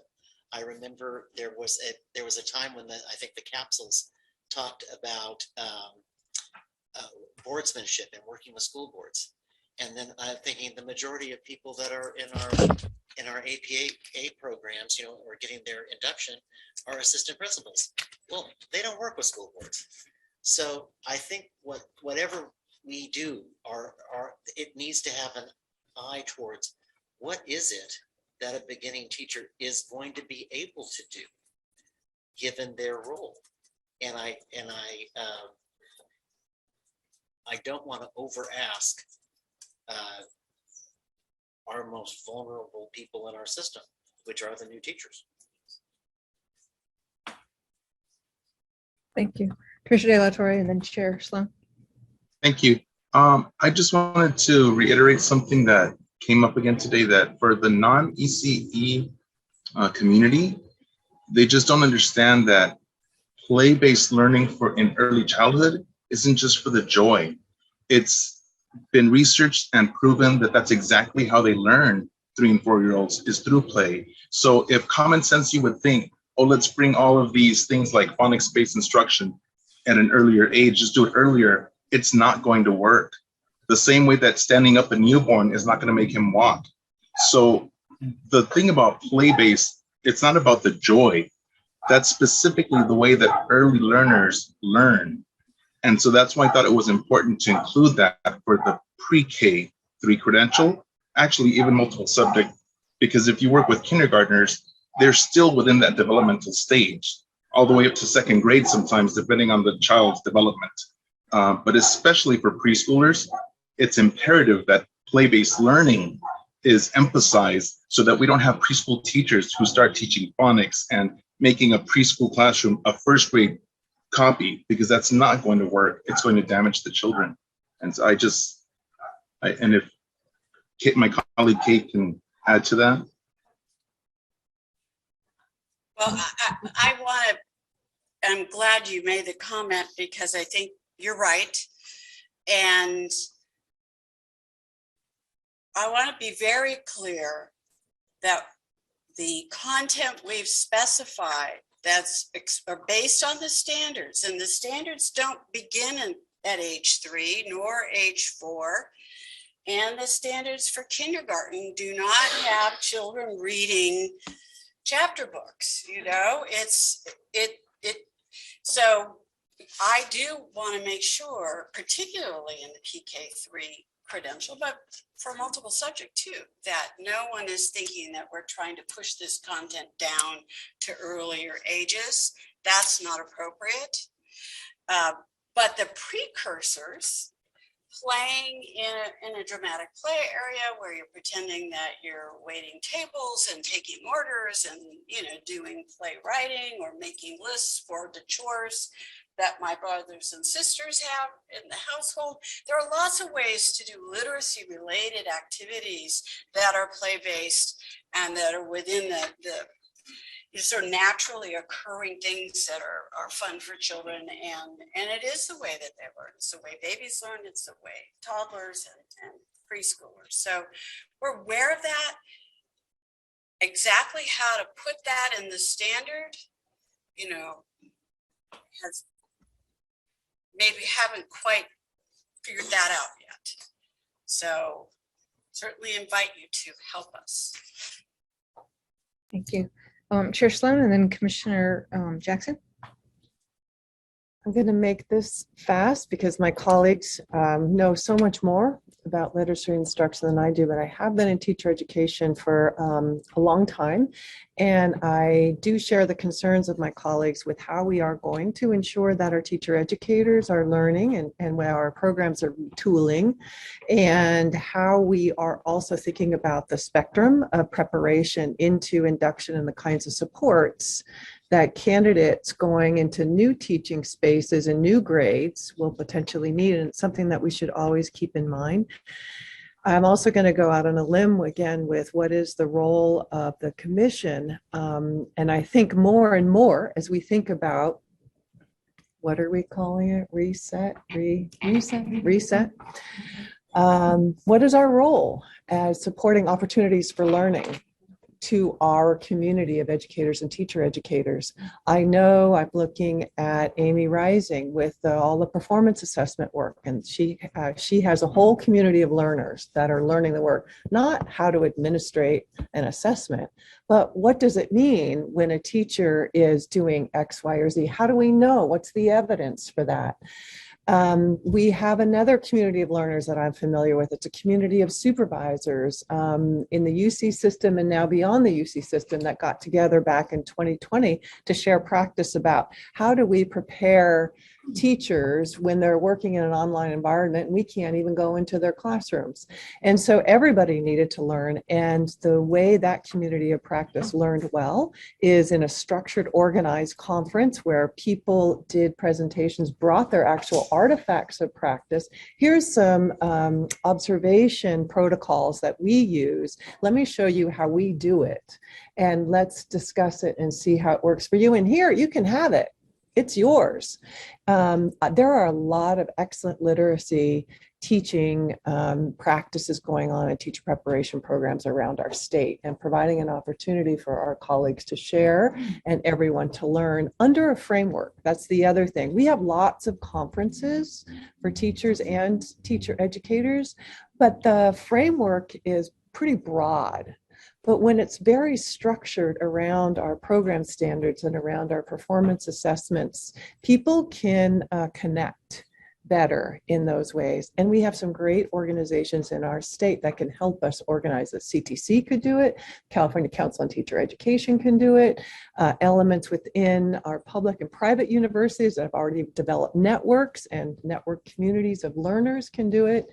And this is going to be a critical part of pulling and rolling all of this out. So thank you for all of your work, all of you on the work group, and Nancy and Roxanne and everybody else. And this is so fantastic. And now we need to make sure we all learn how to do it. Thank you. Commissioner Jackson.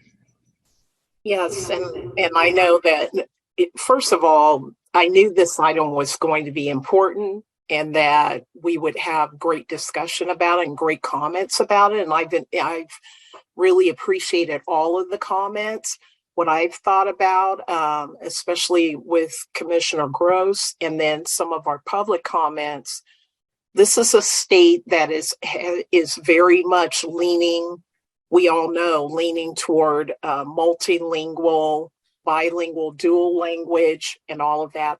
That's going to be important that we don't lose sight of that in all of the preparation, and also remembering the common trunk, and that it's not just up to ed specialists or educators to provide all that's needed for students with needs, that we all have that responsibility.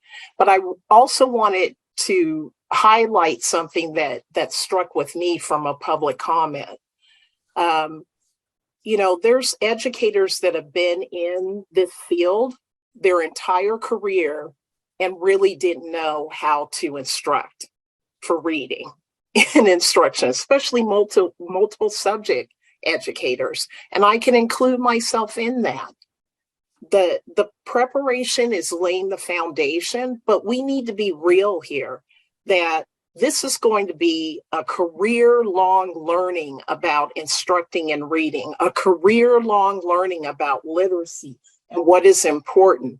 And the CDE has been very lucky in that money has been infused over at least the last couple of years in terms of mentoring and professional learning for educators that are already in the classroom, as well as our new educators that are going to come in. They're going to get this great foundation, but let's be real, depending on where they land, which book publisher that district has adopted, what professional learning they have attached themselves to, they're going to have to then be flexible enough to go with that. But I think that we are setting the foundation here for preparation so that they're able to go in there and be as flexible as they can be. But I think what's really going to be important is that the professional learning, the mentoring, and all of that will retain educators once they're in the profession. That is really what is going to carry this through, not just induction, but for the entire career. Because if we're honest, we've seen the scores, and we've seen the scores for students of color, and we've seen the scores for students in poverty, that year after year, we're seeing an issue here around reading.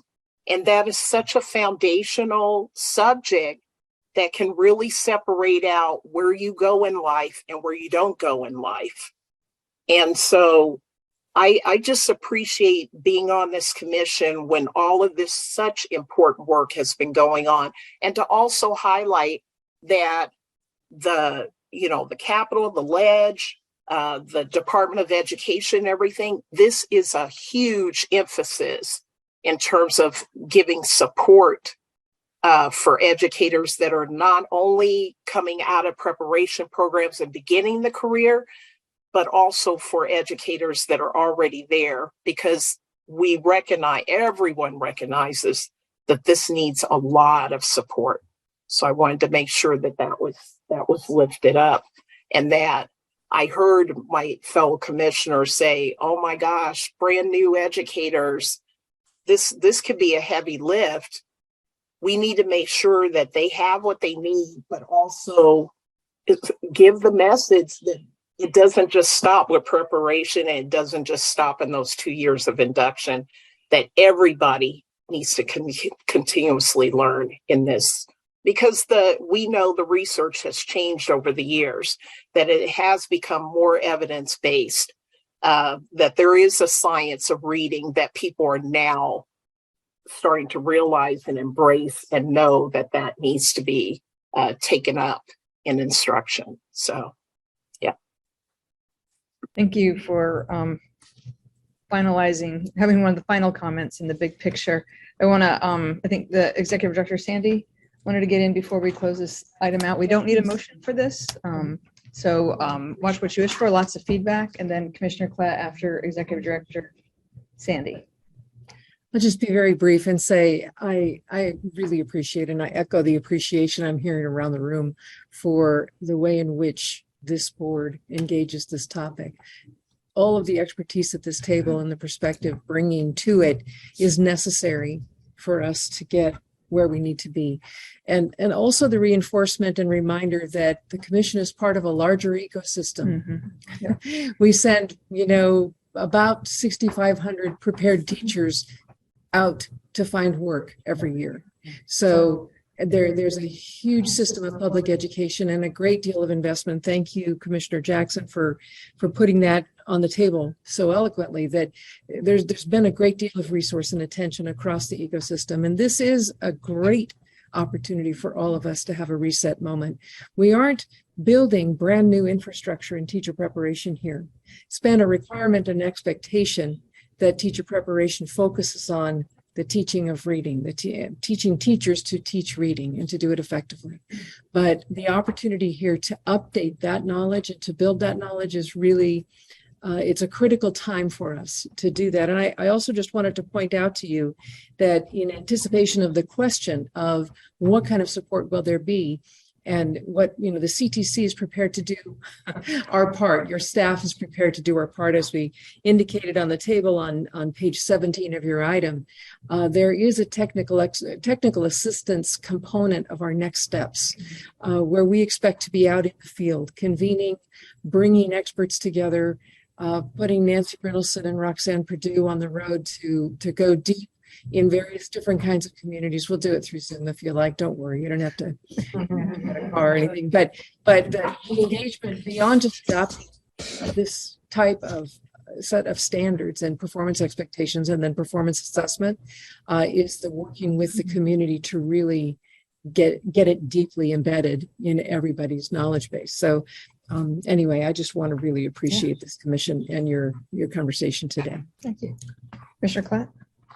At the risk of opening a can of worms, and I am happy to table this for later, but I have a question. Don't we have a reading specialist credential? And since we have a credential, how does that, and this might be for a future date, but how does that play into all of this? And in thinking about career ladders and things like that.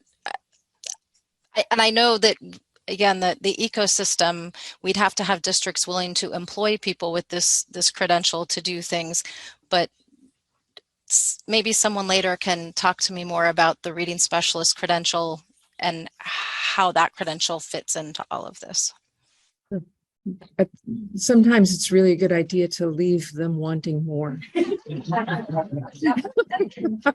going to see if this is one of those times, Commissioner Klatt, only because we've got a closed session agenda coming up, but it's a really important question, and we'll talk some about this tomorrow. The commission has gotten resources through the state budget to support reading and literacy in a variety of ways. So this is just the beginning, and thank you. Thank you. So this is an information action item. No action is required. Your feedback was requested and submitted, and I'm sure that everyone can provide additional feedback on the draft standards and TPAs, as well as the plan next steps. With that in mind, I'm going to go ahead and close out the session. Thank you, Ms. Perdue and Ms. Burleson, for this item. And again, thank you to the commissioners for your engagement. And having no additional items today, I recess the Educator Preparation Committee until tomorrow. And we will move to D till tomorrow. And I'll hand this back over to Chair Sloan. All right. Thank you, Commissioner Martinez. Thank you, everyone. I will now recess the general session. Members of the commission will go into closed session. The general session will reconvene at 8:30 a.m. tomorrow morning.